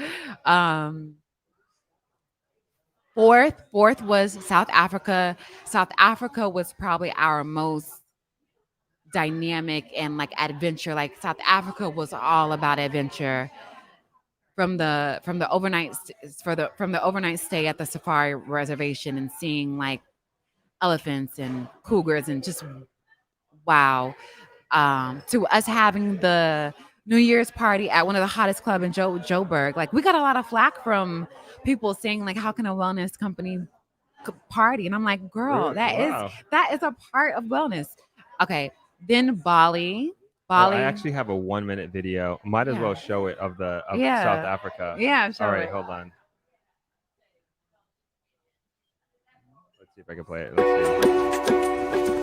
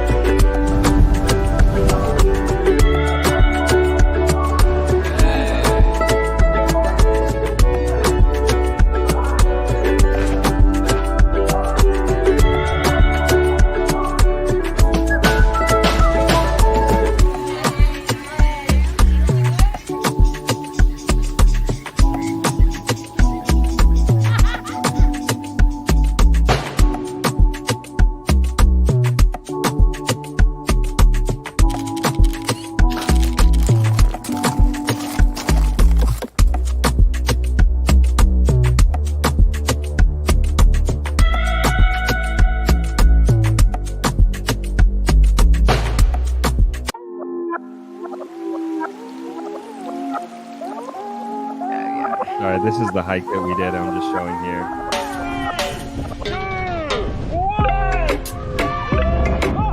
That's the abseiling. That's me jumping off the cliff.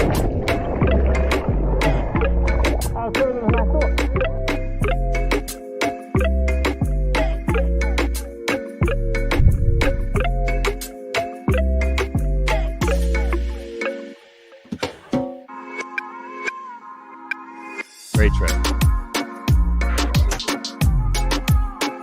Yeah, well, I just figured I had it loaded up. Might as well show it. Yeah, So appreciate it. Thank you. yeah, if you can, please continue with the other trips. Okay, so Bali was about having an abundant mindset. I mean, we pulled off. We stayed at the Ritz Carlton Mm, in Bali, Indonesia, wow, I can imagine what and that was like.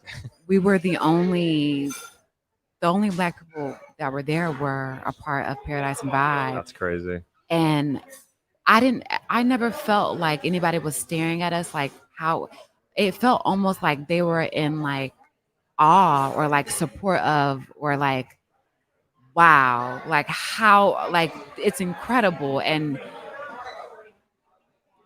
that just goes to show like we like to push boundaries and show people that you can do it. Mhm. And then now for our next retreat, this is like my heavy hitter. And I don't know if a lot of people know this, but Tulum is workshop heavy. So this is like healing intensive.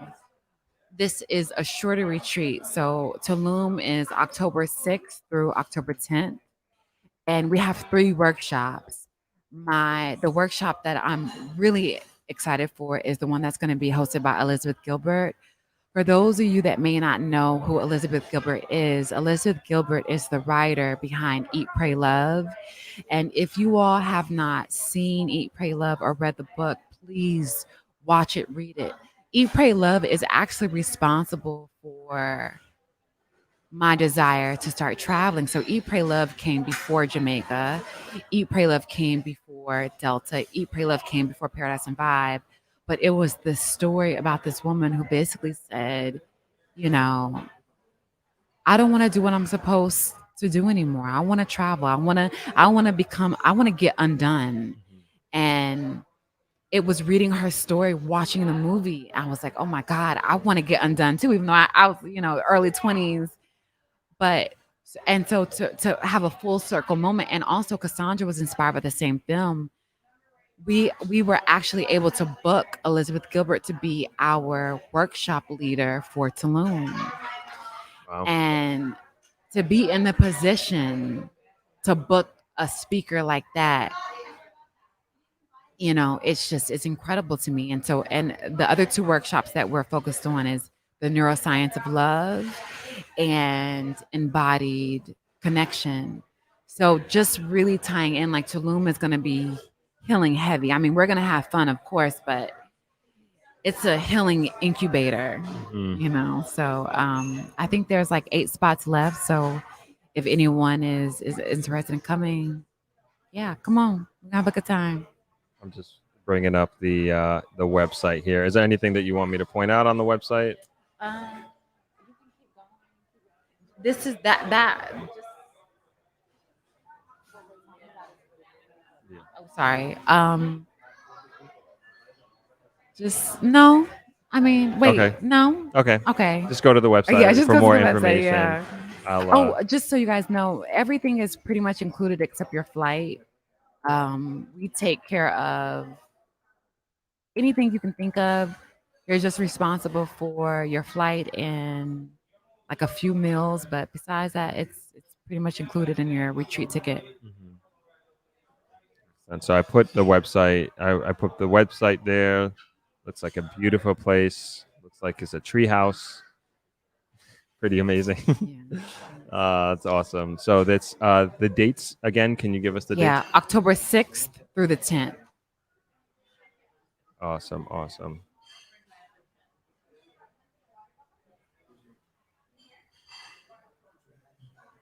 Okay, great. And for everybody out there, I will be going on that trip as well, and I'll be doing the same thing. And also, my brother Winfield will be documenting the Paradise and Vibe Tulum trip. So I'm excited for that personally to do another trip with you guys and to continue to foster our friendship, but also our relationship, our business relationship as well. Yeah. And I've been to Tulum once for a wedding, but it was literally for a few hours. I forget where we were staying in Mexico, but we just drove to Tulum, the wedding, and then we drove back. But we're hearing, I have heard like a lot of great things about Tulum, and even I'll just leave that. We heard a lot of great things about Tulum, and so I'm very much looking forward to being there and being a part of another trip and going somewhere that I haven't really experienced before. There's this story about like what makes Tulum really really significant and special, and also why we chose Tulum.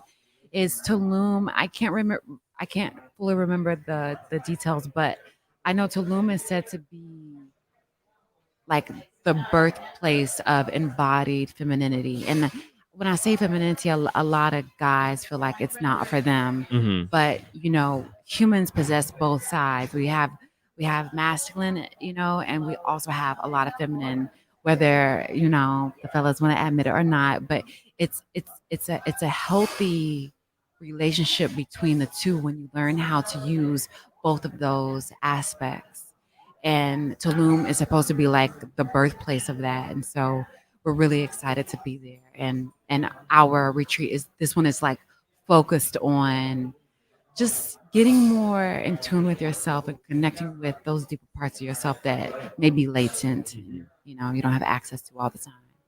Awesome, awesome. And I know you have other trips even after that. And I don't mean to get ahead of ourselves, so to speak, Yeah. but if you can tell us Oh about those a yeah. little bit. So after Tulum, it's Brazil.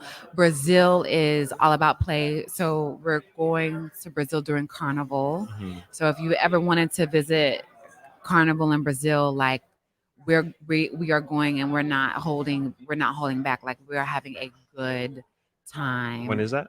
Brazil is February 9th through the 15th. Tickets will be released soon. The dates may be on the website yet, but if you're interested in Brazil, you can always go to the go to the website and sign up for the newsletter or the interest list for Brazil. That should be live this week. Okay. And then after Brazil, forgive me for the order, but there's Iceland, Fiji, Mhm. and Costa Rica, Caribbean side of Costa Rica. Okay. Yeah. All right. Definitely excited about Fiji. Yeah, yeah, Yeah, my mom will be happy about that one, yeah. and my aunties and my uncles, everybody, all my whole family, my cousins, everybody over there. All right, cool, cool, cool. Yeah. So, is there anything else that you wanna tell us about what's happening, what's going on, Paradise and Vibe? I would say if you're looking for a group of girls to bet on, Mhm. I, I would bet on Paradise and Vibe. Where we're headed, I don't even think Cassandra and I really can tell, but we can feel it. And if you like to be a part of something like from the ground up, Paradise and Vibe is who you want to put your money on. So I'm pretty confident in that. Uh, I was gonna Yeah. say you guys were recently featured in Ebony magazine as Yeah, well. we've had a Ebony feature, Essence feature, Exo Nicole. We were in the Miami Herald, and a few other publications. So we're doing something that's necessary, and we're doing really meaningful work. Outside of that, I would just like to challenge everyone who's on this live. I would just like to challenge you guys to get uncomfortable in a good way, and don't wait to have the confidence or the resources or the money or the know-how to do it. Just do it. Do it scared and be okay if it doesn't work out. And then if it doesn't work out, ask yourself, how do I know this to be a bad thing? Mhm. Awesome. Thank you very much, Ayana. I appreciate you taking the time. So I did. These are just, I would say, just positive comment. Excuse me, some positive comments that that people left, and I just want to share them with you. Yeah, I want to hear it. Sure. I like a little validation. Sherry says, "Throp, I am loving your guests. I relate to her to so much of what she is saying. Hey, soul sister." Thank you. Leon says Paradise and Vibe has garnered their clients' trust is yielded a sort of sisterhood.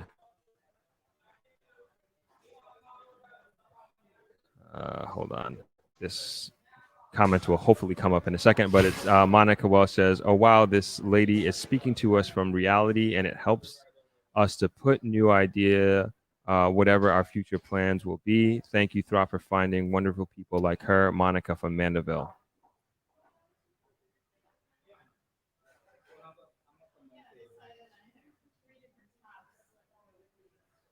And this is kind of just getting back to some other Jamaica stuff. Okay, and yeah, that's pretty much what we have here. And this was from earlier when we were talking about your story and relationship with Jamaica. This is from Havika Virtual Design Studio. It's the evolution from being a tourist and doing tourist things to having that deep appreciation for what Jamaica has to offer. The discovery of Jamaica's love language. Oh, I love that. Nice. Natasha York says, I completely understand. Jamaica is my happy place. The energy in Jamaica is healing on so many levels. I just lay out on the beach, and that's the most beautiful thing for me. The mountains too. A lot of people the mountains. Oh Yeah. my God. I used to be a beach girl, but Mhm. the mountains, they're majestic. Yeah. That's a whole nother vibe right there. So for all of my friends on here that are like think that you're just water babies or like coastal people, get in the mountains. Yeah. Yeah. Oh my God. You know what I'm talking Yeah, about. no, I agree. I Yeah. agree totally. This from earlier. She said, this from Heidi says, "No girl, Jamaica is a vibe." And yeah, these comments may be a little out of context, but this is from way earlier. Rachel says, "Listen, I'm a single woman and planning to leave my home to JA, and I never thought that safety would be my hindrance. Just as the U.S. pay attention to the surroundings." And yeah, I think that's it. Shayna Love Coaching says, "Thank you for this. This was so refreshing and inspiring," in all caps. Thanks for the friendly reminder. Donna Bryce says, "This has been a wonderful guest." And she also asked, "Would you ever do a retreat in the Blue Mountains?" Absolutely. Yes. Yes.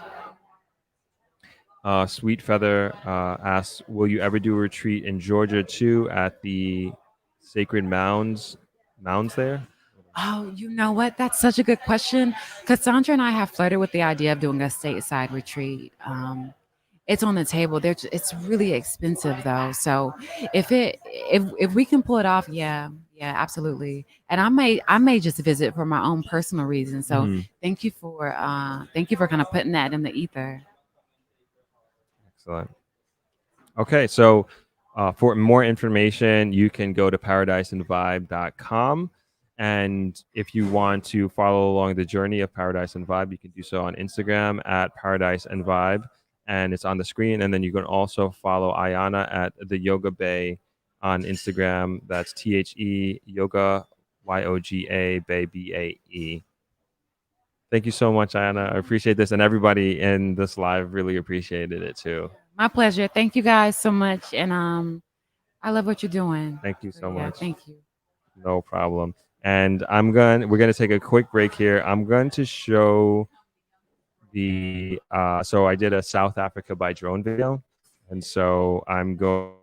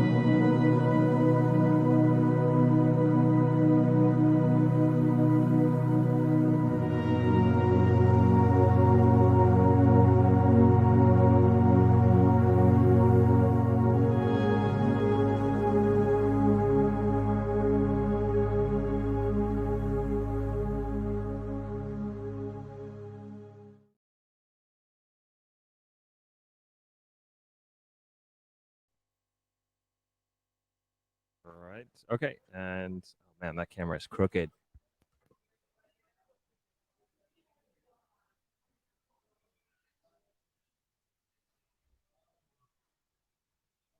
The sun came out finally. Okay, but I think we are going to pretty much call it there. I hope you guys enjoyed that. That was a really fun conversation, and appreciate Ayana taking the time out to sit down with us and talk a little bit about the origins of her company and how much Jamaica meant to her. And it seemed like a lot of people in the audience really resonated with her story and what she's doing with her company. And maybe this will be something that some of you are interested in going to and attending. And I would encourage you to look into it. This is a good follow on Instagram. It really is a super supportive community. And I really like what they are doing and I really support it. And I feel honored to be a part of the team and a part of the documentation and media team, really. And yeah, we're wishing her well, of course, and I'm also very much looking forward to going to Tulum in October. And if any of you do decide to go there, I will be there. Somebody earlier had asked about doing a. I'm trying to find the suggestion, but basically a meetup in. I think they said 2025, and I'm like, man, we are doing a meetup. We're doing a meetup in 2023 with ThropX. So make sure you all sign up for the newsletter for ThropX as well. We got that coming up in November. But I think I'm going to leave it right here. I really enjoyed this conversation. And this week, what do we have updates this week? So we got that podcast that I promised or we were going to do this come out yesterday, but it'll be coming out this week. It might be Saturday because that's just a much better day for me to release, and I love doing the premieres. I just hate just releasing videos just to release videos. I like having the discussion amongst ourselves in this community. And the newsletter didn't come out last week. I know I promised that, but we got a lot going on, so we're going to be doing the newsletter this week for sure. And I think that's about it. And then we got the live stream on Thursday. So we got the live streams are back. We had one on this past Thursday, so we'll have one on this Thursday as well, and we'll be doing these two live streams per week. I love doing this. I love interacting with you all and engaging with you all, and I love having guests on, especially having guests coming in studio, so to speak, on these live streams. Live streams are awesome, but we have a bunch lined up to be doing virtual discussions, virtual interviews. So I guess we're going to leave it there. I can't thank you guys enough for always spending your Sunday afternoons with me. I do appreciate it. And I want to wish you all a great week ahead. And I will see you on Thursday at 4 p.m. Jamaica time. That being said, I'm going to leave you with a little bit of a beach view. Have a great week, everyone. Bye-bye.